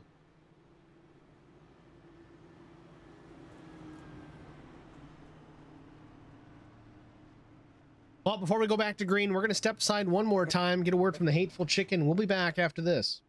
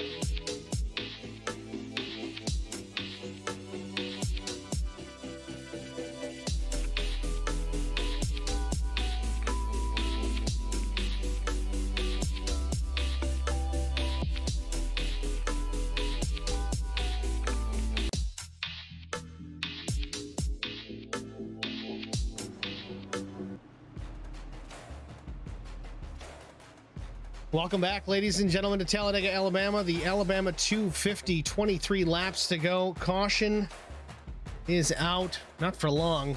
Bobby Hamilton Jr., Brian Rose, and others involved. And we actually have Bobby Hamilton Jr. up in the booth with us. Getting ready to go back to the green flag. Bobby, tell us what it looked like from your perspective. That was prime example what not to do. My spotter didn't tell me. He didn't tell me he was clear, and I knew I was close, and I could hear his car, and I was thinking, oh, I could just scrape across his nose. He'll push me, and that just took too much, and Brian had nowhere to go, and it just caused a big wreck, took a lot of guys out. We certainly saw it from our perspective. It was tight. Brian was low, and then he was high, and right as he got the nose there, you started to come up. It was not a big move, but it was unfortunately too much, and it was enough to move you to the wall. But we're seeing the 15 of Vincent Short here out front with a huge lead going into 1 and 2. This is going to be the death of him here off of turn number 2. Field's going to catch him in a hurry. Neil Quick is likely going to take this spot away. Yeah, and what's crazy about these cars now, since the update, the 4th place car gets the biggest run. It is crazy how big of a run you'll get. I mean, you have to ride the brake, lift, and everything, and actually the 15's not doing too bad compared to as far as he was out there. So, but I'm telling you now, guys, if you're on the bottom, there's no help down there. You got to get the craziest push to get in front of these guys. Yeah, we saw if the numbers were equal top to bottom, top was definitely the place to be. It took some serious pushing. We saw Colt Ansley actually pushing you like it was his job for a while, and you were able to sneak up into the lead from the bottom, but without a major pusher like that, I just don't see it happening. No, and you know, and the thing about it is the 46 and 2, they're disciplined enough. I think it's going to be hard for this field to beat these guys. Of course, after I made this big wreck, took out majority of the field. So unless the 15 and 89 get together and really put something together, it's going to be hard to beat those front 2. But hey, let me tell you something. A run can come from the middle of the straightaway to getting into 3 and literally watch your speedometer pick up 30 mile an hour. So anything's possible. The best push we've seen all day was, like Steve said, Cole pushing you. You guys went to the front bad. Yeah, and the crazy part was my steering wheel, I was turning right the whole time because it had me jacked up sideways, but the RPMs and the speed was so fast. I was like, and I just kept telling him, come on, don't lift. And he's like, I don't want to rest. I said, don't lift. So I'm going to tell you, the guy I'm watching, and this cat's got a shot, is this 7 car. He started this season, nobody gave him a prayer, and look at this. He's right here, and he can pull this off. This guy can win this race, and he can be in this championship. He's had a good run in the playoffs as the season kind of came to a close. Slowly but surely, got a little bit quicker, started to get a little, well, less aggressive, so to speak. No more kamikaze driving out of the 7, and yeah, he's made a name for himself so far, and he's still in this. 20 laps to go. I think I had to get a haywire here in a minute, but when it gets down to timing, I don't think it's the last caution you see because everybody's gonna get to pushing really hard. But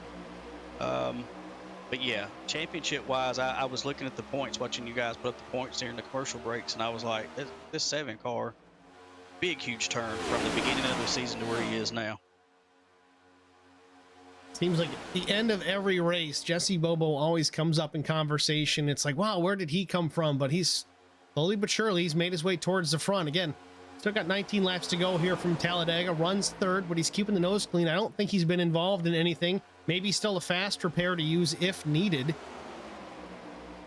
He reminds me of the Thomas McMullen of last season. You know, Thomas was never really at the front till the end. That's been Jesse Bobo this year. Yeah, and you know, and so many people typically at like tonight, I had nothing to lose. I had nothing to lose but just to go to win, because if I finished second, I was out of the championship. If I won, I was in, and that typically bites a lot of people. And he's one of those guys that I mean, there's a time or two during the season, I think we even lapped him, and then before you know it, you look at the results after the race, 4 or 5 of us wrecked out, and here he is sitting 3rd or 4th, and he was just log laps, and right now, dude's got a shot winning this championship. 18 laps to go here, the Alabama 250. Bobby Hamilton Jr. joining us up here in the booth. Myself, Steve Singer, with Eric Dotson, HBR TV. Calling the penultimate race here in the Superior Class Auto Racing Next Gen Cup Series before we get into Michigan next week. Got to determine that final four going into Michigan Speedway. So far, Neil Quick out in front. Thomas McMullen, we just mentioned, though, down low on the inside. First car on the bottom, trying to make a push towards the front. Again, Bobby mentioned it's very difficult to kind of make that work, but if you got a good pusher down low, it's possible. We saw the 16 do it early on with the 86 of Ansley. Yeah, I mean, talking about Jesse Bobo fighting for the championship spot, you know, Vincent Short's the same way, and, you know, he's got the 89, his teammate behind him, and I think the 89 is going to do everything he can to push that 15 out to the front. Just like that, though, Thomas McMullen makes it work on the low side, quickly tries to get up top, but no, decides he's going to stay low. I'm not sure if he was afraid of the run the 15 might have had there, didn't want to get dumped. Vincent Short, though, back towards the front, at least at the line. Will he have it? No, Thomas is going to lead that lap. Vincent Short second, but not by much, to his outside Neil Quick with no help. 3 wide, now 3 wide in row number 2. Thomas McMullen and Vincent Short continue to do battle. Thomas loses connection for a moment there, but no harm, no foul. Back in the throttle off turn 2 down the backstretch. Vincent Short now with a push from the 46 of David Bradford.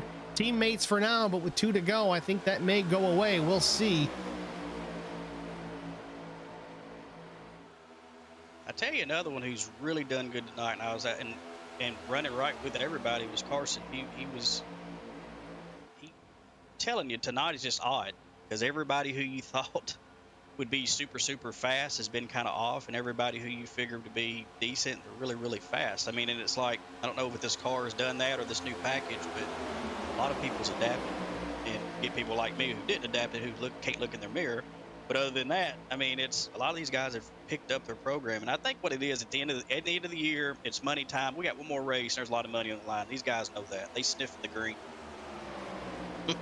Carson Conway with a 3rd place finish in stage 2. Again, points don't matter too much, but again, it's bragging rights. He was able to get up there and get a top 3 finish for the stage. That's got to make him feel good. He had a top 3 finish, I think it was last week. So Carson kind of coming along here late in the season, as well as Jesse Bobo. And that's even like your buddy Jeff Napier, you know. Jeff not always having a good run. Easy. Don't be calling us buddies. Don't easy. Don't cuss me like that. Well, you know, Jeff not always having a good run, but I mean, he was up there battling for the lead, and at no fault of his own, you know, kind of just got pushed the wrong way and into the wall. But I mean, he was running a pretty good race. Yeah, and set on the pole too. I mean, that was his first pole of the Scar Cup Series. So I mean, that was a big night, already a big night for him. And here comes a run with these guys. And I'm glad Brian's not done. I'm so afraid I totally took him out of that race being stupid, but the car hitting the wall. But hopefully, it's going to be interesting to see.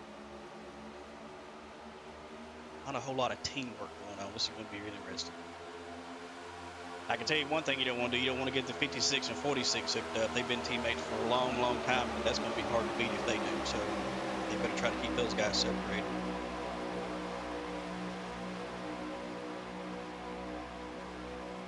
Do you think the 46 would push Vince to the win if it came down to it, meaning Vince moved on? Possibly. But I mean, I know David's not going to take him out to do it, but David wants to win. There's a reason he's a champion in this sport, in our league. He's going to do what he needs to do to win this race. Don't get me wrong. I don't think he'll do anything silly to mess the 15 up, but you know, I'm pretty sure in that camp, but you guys know more than me, there's no team orders, and which that is a very good point. If the 15 wins, he's in for the championship, and you know, that's another ally for David in the championship race. That's a very good point.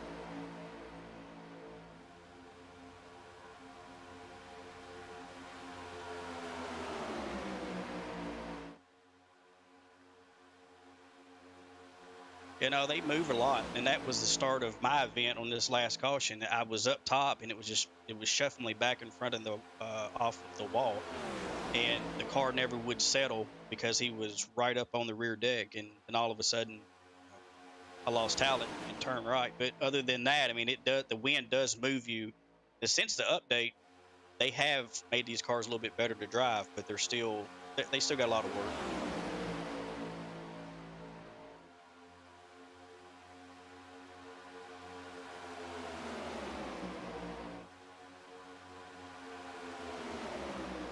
Here comes Jesse Bobo.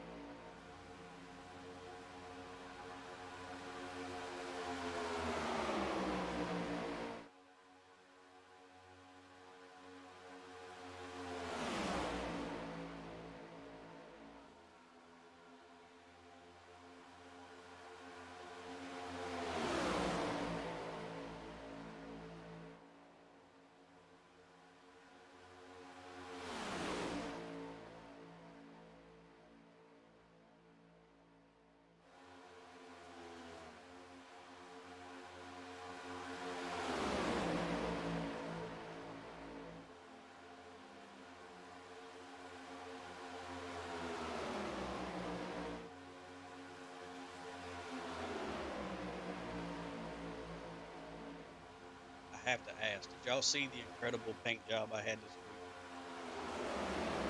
week?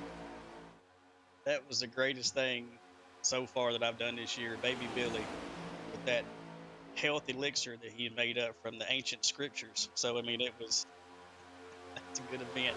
I hate I didn't get him in victory lane because that would have helped sold some product for him. But you know, overall, it was a good night.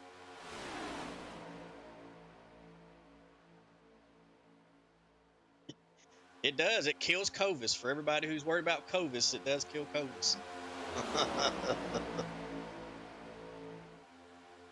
Misinformation, exactly. Yeah, all because Baby Billy.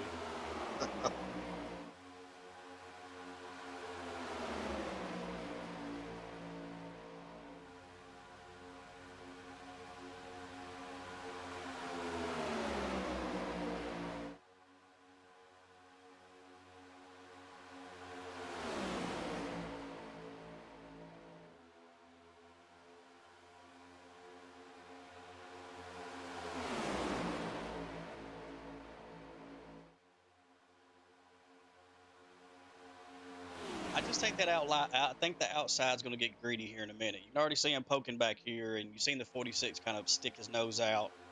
If the inside line get lined up, get a lot of energy, get up there to their doors, about where he is, that outside line should start breaking apart because people will start panicking. We're down to go. It's down to you got to start pushing. There's no lifting. You got to go.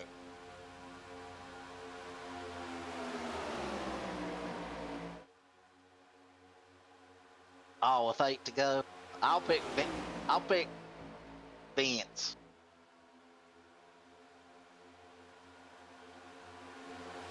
I'm rooting for a photo finish between Vince and Jesse to see who moves on to the final 4. You're so true. You don't ever say their name.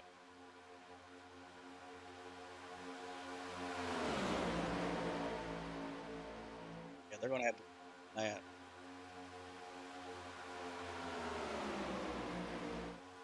Now, if it goes normal, what should happen is 33 or some of these guys, when they get away from that inside group, they'll see another run coming through the mirror. They should jump down because I don't see the 46 doing much to the 15 besides pushing. The 33 is going to try to win the race, but when he does, the 56 is going to run to the 46. So right now, Vincent has the best view in his mirror because of his people behind him.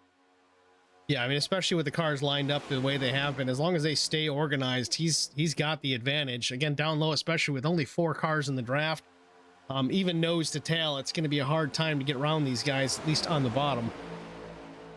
If I can predict the future, which I can't, but just by going off my gut here, the 33, his only shot here is going to have to wait for this group to get organized down here. If they do it in time, pull down in front of them and try to take the lead with the bottom. It's going to be his only prayer. But they're falling apart down the bottom, so I'm not sure it's going to work. Now they're back there 3 wide and stuff. Jamie Kerr trying to make up a decision here. He went to that high side for a bit. Too much traffic in front of him to do anything with it. All he can really do is help that line if he gets lined up, but just go back down to the bottom. That's kind of adding to that disorganization down low. Only 4 cars, and they're not even quite lined up Two that are working together are the 7 and the 2. Neil Quick, Jesse Bobo making it look good on the bottom. But again, they need the help. They need the numbers if they want to draft their way back towards the front.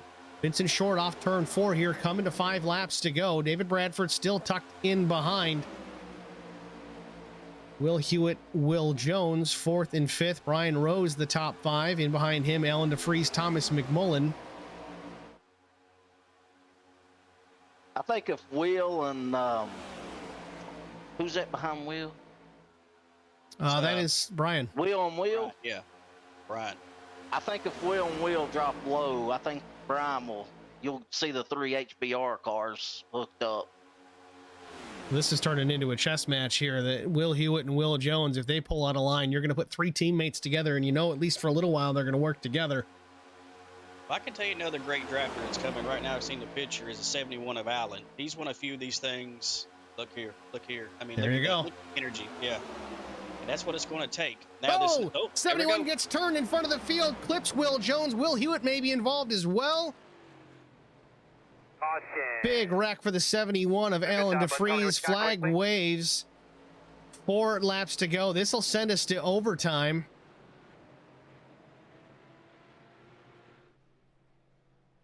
'71 of Alan DeFries comes to rest in the infield. Car still under power here. I don't know if he burned a faster pair previously in the race or not.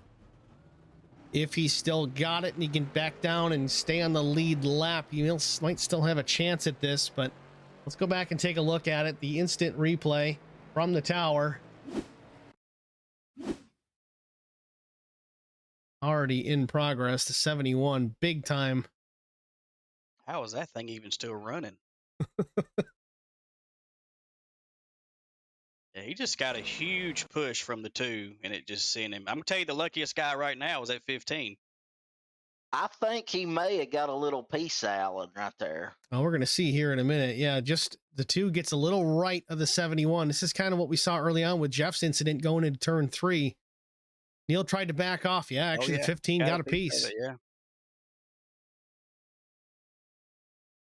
The 56 got a piece of it. I'm wondering if Bobo got a piece of it or not. This is like mixing Ryan Newman's crash with Bodine's truck crash. I'm still amazed. You can typically back into the fence and these things blow up. I can't believe his is still running. Well, hopefully he can make it back around. Yeah, I don't know. Right now, I wouldn't bet nothing because there's no telling now. But look at these guys here. There's no telling what's coming now. You have, I don't know if Ansley, is he on the lead lap? Colt is, yeah, he's on the lead lap. It's Truxell, Harger, and yourself. The only car is not on the lead lap right now. Yeah, this is going to change everything. Because I can tell you the 86, he don't have enough damage to be like tremendously slow with this draft. And he can come down here every time and fix a little bit more damage, And I can tell you, this will be wild here in a minute. No fast repair for the 71. That's going, and that's I hate that for him because he was coming. Yeah, look at the nose of that 86 now. He's good. Yep. More damage repaired. Yep, he'll be fast. I'm telling you, that cat, when it's time to go, he gets aggressive. He just puts his car in that position every time to make that pass when he needs to. I mean, that's one thing about Colt. When it's money time, he goes, and this is going to be good. This is what everybody's been waiting on to see, because this is going to be a good finish right here. I didn't think those guys were still in here, but also too, I think the 40, we've seen him. We know he's got a fast car. He's set on the pole, so he'll be able to shove his way up through there. And I wouldn't bet this would be our last green-white checkered either. Yeah, that's also a real good point. We got 3 opportunities to get this thing settled in a 3-lap shootout. So here's the first one. We'll see what happens. I'm surprised Vincent Short didn't come to pit road right there. I don't think he wanted to give up the track position. It's a crapshoot. I don't know if he's got a fast repair. It's tough to say. You know, it's hard to give up the track position this late in a race. I see what he's thinking, but I will tell you, with him being up front, because he's either more likely to his car going to go to the outside. That's going to leave him on the inside, and you can see the damage right there on the nose. That's going to hurt him a lot. That's going to be 3 or 4 miles an hour. If they don't turn him, he'll be lucky, because they'll be shoving him, trying to get him going, and I don't think he knows how much damage he's got. Yeah, I'm almost certain he has a quicker pair left. But like you said, this probably won't be the last attempt. And look who we got in third spot. Newcomer Jamie Kerr. You know, I tell, speaking of Jeff, I tell him all the time, you know, you got to be there at the end to even have a shot at winning these things. And that's a prime example. 75 sitting in third, just being there, logging laps. And look, when it's time to go, 3 to go, first race here, sitting there running top 5, possibly have a shot to win this thing, depending on where he lines up.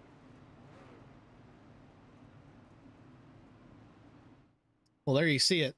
Field working into turn 1. The yellow light is off, so we are on the 1 to go. Going to get the green the next time by for our first attempt at a green-white checkered finish. Settle it here. The Alabama 250 going a little extra distance here this afternoon. Neil Quick's going to take the high side. Vincent Short down low. Look at Carson fifth. If Carson ends up winning this, you know I'll never hear the end of this thing. Well, I think this right here is going to be interesting because you have the 89 and the 46, okay? Then you have the 15 right there. So you would think that the 89 is going to try to shove the 46, but then they have the 2 in the way, and he's got a fast car. But Carson is with the 15, so no, he's behind the 75, so that's going to be... I think the 15 is hurt too much. I think that outside line is going to just go on. But 3 laps here, and I'm telling you, half the distance of the straightaway, you can be 7 cars, 8 cars out, and that thing, I mean, it just picks up so many miles per hour getting in the corners. You'll just blow by people. So I wouldn't count this 7 car out either. Can we get a cockpit view of the 15 real quick, Steve, to see if he can see that damage? No, it looks very similar to what Colt had before he got it fixed. Colt wasn't quick when he was that bad either, but we'll see what happens. Yeah, it don't look it don't look bad at all from the in car. He's made his bet at this point. Yeah, he's committed now. So all I can hope for is get some good shoves. But if the 46 really shoves this too, I'm going to kind of go with the 46 on this one because he's got a teammate behind him. Pace car peels off down below the yellow line. See if they wait for the starter to wave the green this time.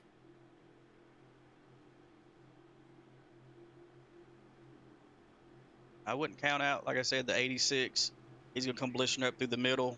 He's got his car back. He's been fast all night. The 40, he'll make some moves. So it's going to be 3 laps is a long time here. It doesn't seem long, but it's a long time enough to make some moves.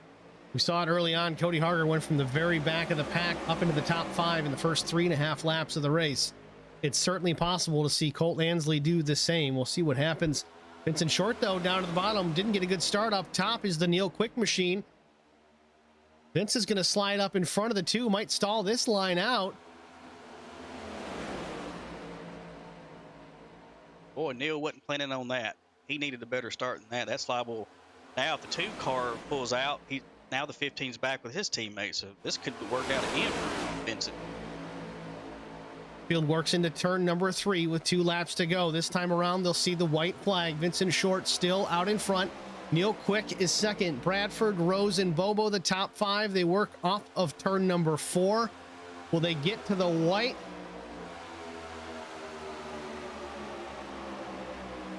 Neil Quick checks up a bit, lets the 15 get out in front by a full car length. This is where the 2 can get the run.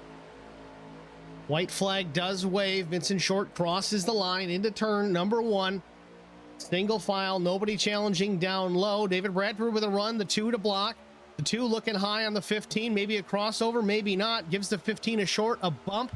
Jamie Kerr going to give a push to the 89 of Brian Rose as the bottom line starts to come into play, but right now the battle is on.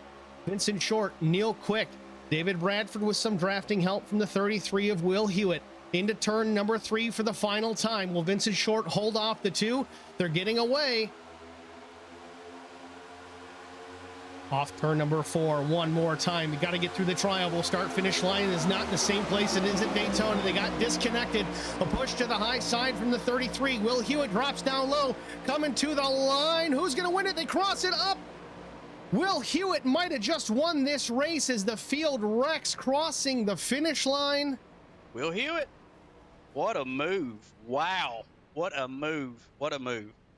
Will Hewitt is the winner of this race, takes the checkered flag, 1/100th of a second over Neil Quick. Vincent Short so close, finishes 5th. I never would have picked a 33. You just didn't see him in the picture much. And that goes to show everybody here watching. You never this thing, Talladega, Daytona, it is never over until that checkered flag. I mean, he wasn't even in the picture at all. That well, like the last few laps, we weren't even talking about him, and here he is. Look at him sitting in victory lane. I love this place. This is great racing. This is why this place typically sells out when it does. It's one thing to say about Will Hewitt. A lot of times he's got a fast car, he runs well, and just can't put a whole race together. Has an issue at some point or another, but keeps that car clean till the finish and makes a move. Last lap, coming to the stripe and wins it by just inches over the 2 of Neil Quick. And he's probably the calmest guy that we got. He's probably like, all right. Cool. He's a tough interview, I'm not gonna lie. Yeah, I'll give you a quick impression of Will Hewitt. All right, cool. Mom, bring me some more cookies. Yeah, all right. Where's the meatloaf? Yeah. Got chicken.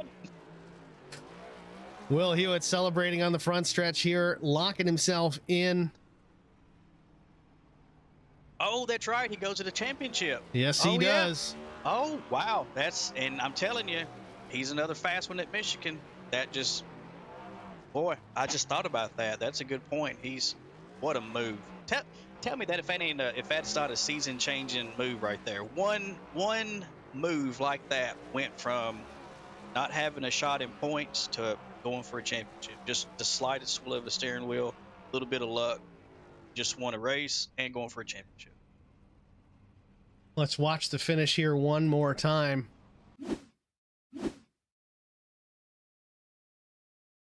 Field coming through the tri-oval. Vincent Short had the lead. Will Hewitt gives a push to the 2, gets him to move just a bit, gets him crossed up. Will says, you know what, I'm going to the bottom. And the race is on. Bradford actually gets into the 33. Wow. Man, that was so close. And you know what? If you, I don't know how he did that, because if you look at the nose of the 33, it's tore up. That's crazy. I don't know how if you can get any closer than that.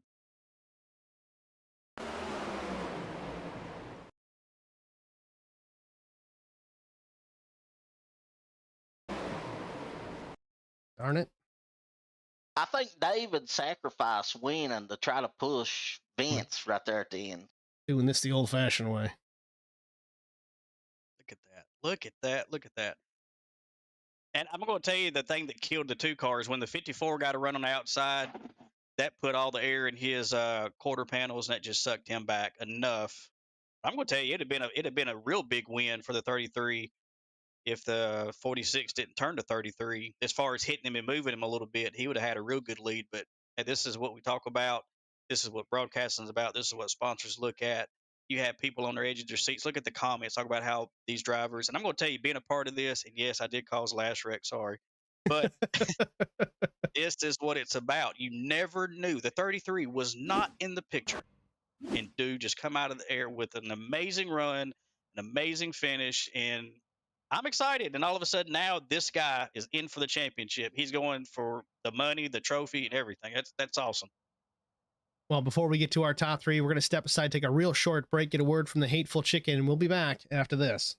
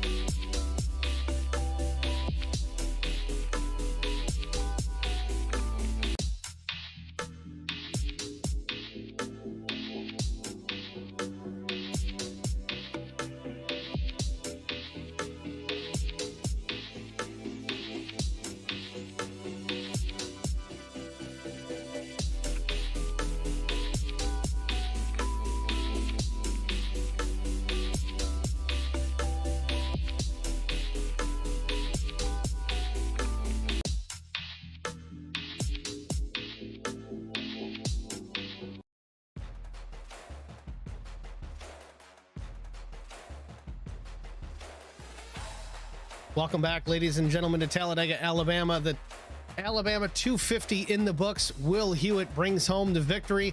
Official margin of victory, 8/1000ths of a second. The 33 edges out Neil Quick. Unbelievable finish. Where did he come from is what comes to mind. Let's go to the driver of the number 33 first, Will Hewitt. It's Steve, Eric, and Bobby in the broadcast booth. You got a copy?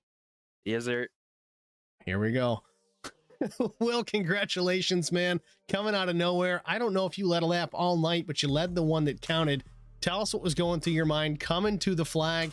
You were pushing the 2 there and then just dove it to the center in the tri-oval, and you come home with a victory. Tell us about it. Man, that whole last lap was a flash.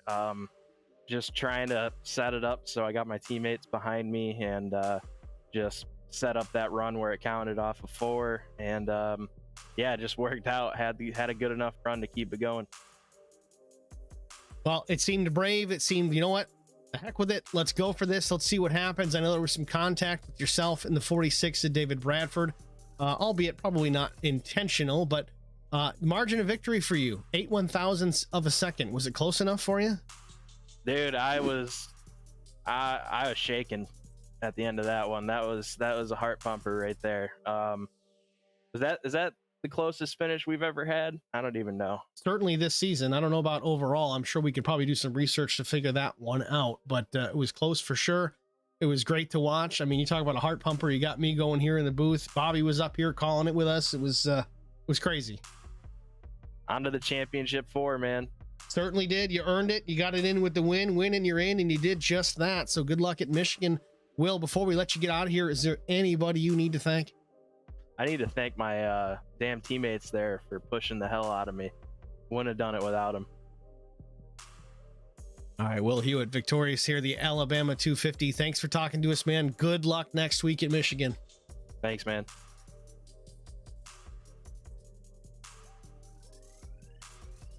Next up, we're going to go to Neil Quick, our second place finisher. Neil Quick, it's Steve, Bobby, and Eric in the broadcast booth. You got a copy? Yeah, guys, how you doing? Doing pretty good, Neil. A close finish. You missed it by that much. 8/1000ths of a second, the margin of victory. You weren't able to bring it home. You were close. You had a poor restart. First of all, what happened on the restart? You allowed the 15 to get back up in front of you with that nose damage. Wasn't sure if that was going to work out for him on the bottom, but he got up high. What happened there? That was design.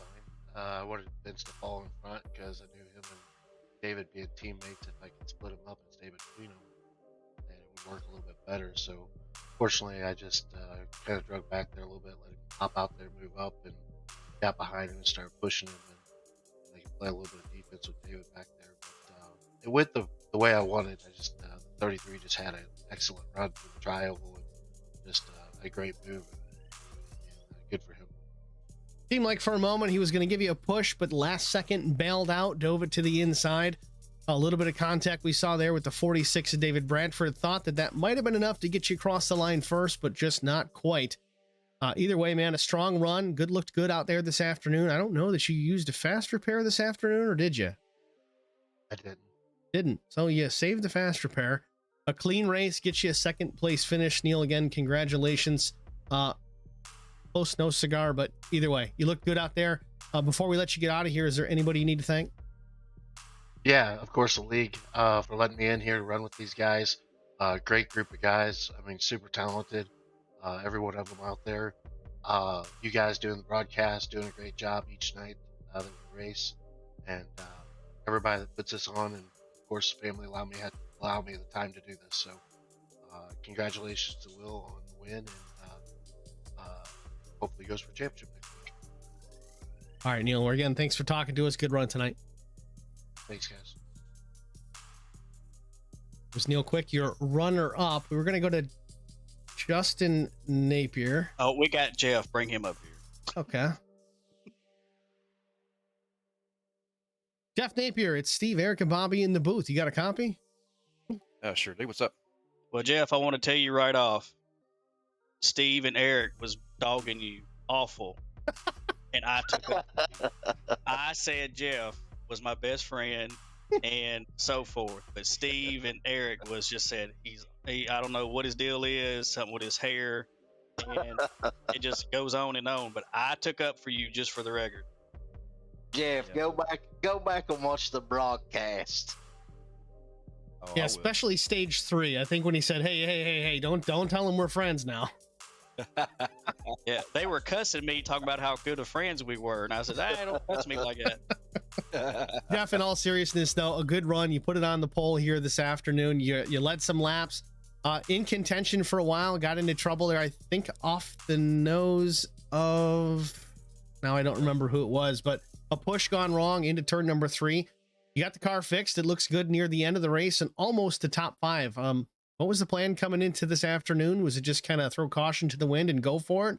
And what was your plan? Well, I was going to ride the back like I've been doing. So when it popped up and qualified, I'm like, okay, I got this. And Bobby and David, told everybody, they ragged me about winning practices. This situations like this right here is why I do it. As far as the pole goes. All the wall riding has paid off. That's right. Exactly right. Then, starting up front, I just kind of stayed up there as long as I could. And of course, Will, was pushing and stuff. Kind of turned me a little bit in front of everybody, and I don't know how many people got damaged. I hadn't seen the replay of it yet. It was a mess. Well, we're still trying to figure out, why do you have the naked guy on the side of your car? I don't know. I think I was out of town skydiving this past weekend, and Justin had my key to the house. I'm wondering if he got on the computer and did something. Just so you know, you have a naked male on your car, and then just letting you know that. Yeah, I'm gonna check it out. I know I got Elvis on the car, but But we're pretty sure he's naked. But anyway, yeah. But yeah, going to the end there, we had a team thing going since we was all pretty much in the back there, and push Will to the win, and it worked out perfect. All right, Jeff. Well, thanks for talking to us, man. Again, in all seriousness, great run here this afternoon. Almost the top 5. You look strong. Good luck next week at Michigan. All righty, thanks. See you. Jeff Napier, 6th place finisher. We're going to go to Justin Napier, our 3rd place finisher. Eric, why don't you go ahead and take that? Justin, welcome to the broadcast booth. 3rd place finish. Congratulations. Yeah, let me just dust off my chair here. I haven't been up in the booth in ages, it feels like. How you doing, guys? Well, we're better to you got here, but congratulations on your 3rd, man. I feel the same way about you, Bobby. You made the Hateful Chicken people proud today. Yeah. Got them TV time. Man, I don't know what I could have done differently on that last lap there. I saw Will, he dived for the bottom, and I was kind of hoping, he would have lost momentum, not gain it. So fortunately, he got a side draft off Neil, and I was sitting there trying to peek on the outside of Neil there, and if that would have happened, it'd been 4 wide for the freaking win. I mean, that'd been like scarred history books right there. But all in all, I mean, I had a pretty idiotic race, if you ask me. There's quite a few things I'd have done completely different, but in the end, the only lap that matters was that last one. Well, Justin, you look strong out there tonight. You did it quietly. You didn't cause any problems. I mean, you might have had to use a fast repair, but most of the guys out there did. And like Bobby was saying, you made it look good for the Hateful Chicken out there, the only Hateful Chicken ride tonight. I know Bobby had his alternate paint scheme on that number 16 this evening. Did you have a strategy coming into tonight? I know Jeff was just kind of saying he was going to hang out at the back, but then he started up front. What was your plan coming in? Man, my strategy here tonight was just to have fun. That was, I'm not in the playoffs. I don't want to screw anybody else out of the playoffs.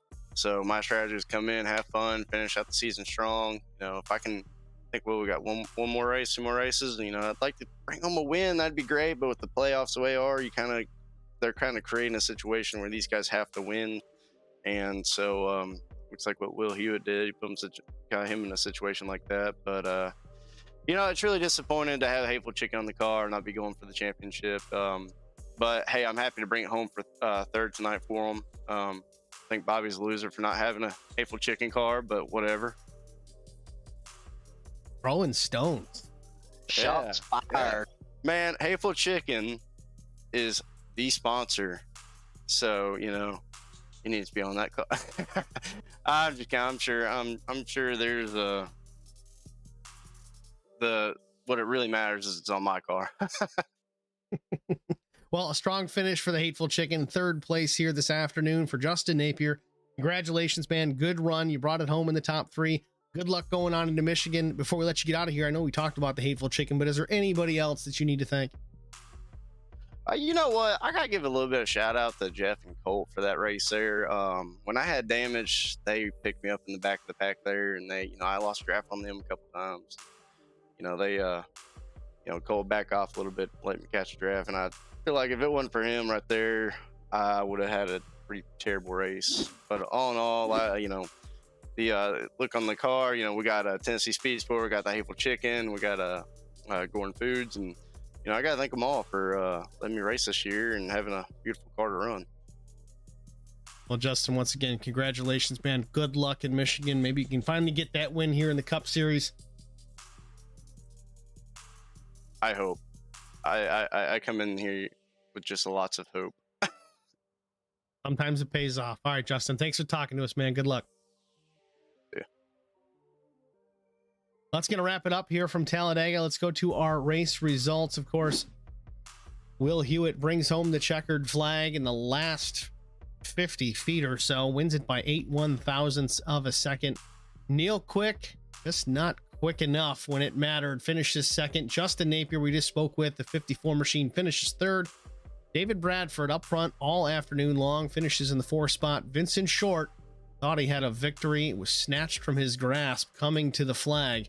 Vince finishes 5th. Jeff Napier, strong finish out of the driver, the number 40, finishes in the 6th spot. Brian Rose finishes 7th. Colt Ansley was 8th. Jamie Kerr in his SCAR debut finishes top 10, the number 75 with Kerr Motorsports. Thomas McMullen finishes 10th. Jesse Bobo was 11th. Carson Conway 12th. Mark Truxell was 13th. Will Jones, first race back after surgery, finishes 14th. Again, not indicative of his race. Ran real well, finishes 5 laps down.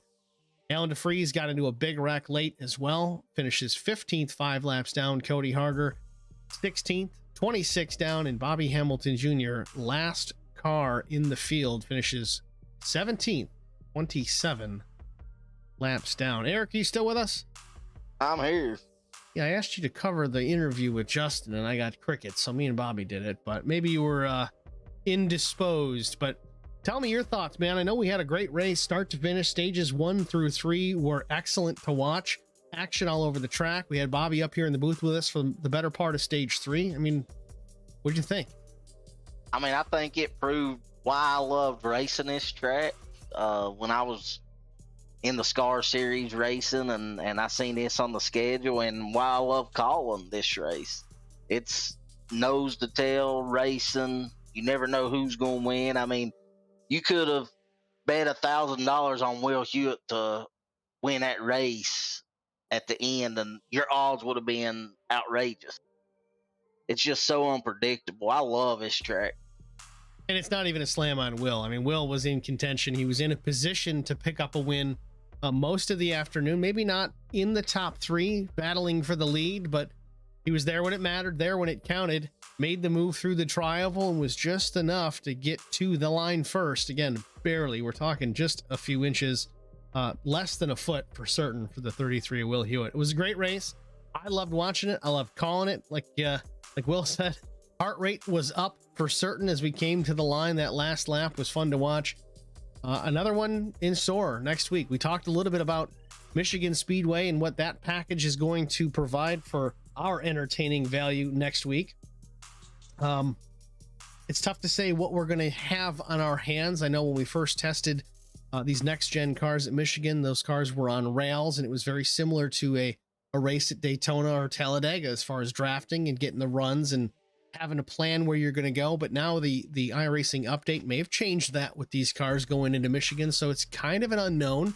But either way, I still think we're going to have a good race to watch. So make sure you guys tune in next week from today, next Tuesday, 9 p.m. in the East. We will go live. I think qualifying will start at 9:15 with a green flag at 9:20 p.m. in the East. So make sure you guys are there for that. I say we go to iRacing Speedway to settle the championship. No, we've done that before, and I don't know. I mean, it's funny. We've already decided where we're going to go. The schedule is set. But that said, the way things just went here at Talladega, iRacing Super Speedway might actually be kind of fun with these cars. I'm not sure. We'll have to see how that changes going forward. But enough of that. I think we're bringing on the trucks next season. Again, unofficial. Nothing's been announced, but that seems to be what everybody is kind of hustling and bustling on about. I know I've already painted some trucks. So, man, I really hope we do, because I did that all for naught otherwise, but it is what it is. I think if I'm looking at the points right too, it'll be David Bradford, Brian Rose, Mark Truxell, and Will Hewitt for the championship next week. Unofficially, it's Truxell, Hewitt, Rose, and Bradford. So 2 HBR cars will move on to the final round, still in playoffs, still in championship contention. And it's going to come down to who of those 4 can finish ahead of the next. It's not really about points anymore. Finish first, you win a championship. And that's what we're looking at next week at Michigan. So again, unofficial point standings. We will get those updated officially on HBR TV here within the hour. And we'll go from there. Please join us again, like I said, next week, 9:00 p.m. in the East, HBR TV, facebook.com/HollerBoys Racing TV, and YouTube at HollerBoys Racing TV. Like, follow, share, subscribe, and most importantly, turn notifications on so that every time we go live or make a post, you get that little annoying red mark on your phone or wherever you're watching from. Eric, thanks for your help again in the booth. You did a wonderful job. Bobby Hamilton Jr., thanks for joining us, though your race came to an early end. It was a pleasure to have you. Thank you all in the stream chat for chiming in, communicating with us, communicating with each other, talking about the race. It was a good time. We had a newcomer, Jamie Kerr, again, mid-pack finisher. He says definitely going to race next week as well. Awesome. Glad to see it. Please come back and do more of that. Jamie, it was a pleasure to have you here as well. So for that, we're going to get out of here. It's time to go to bed for some of us. I know we're an hour later than some of you guys out in the Nashville area. Bobby, Justin, Jeff. It's bedtime on the East Coast. It's bedtime. It's time to wrap up here. Thank you all for watching. Join us again next week. Have a wonderful night, everybody.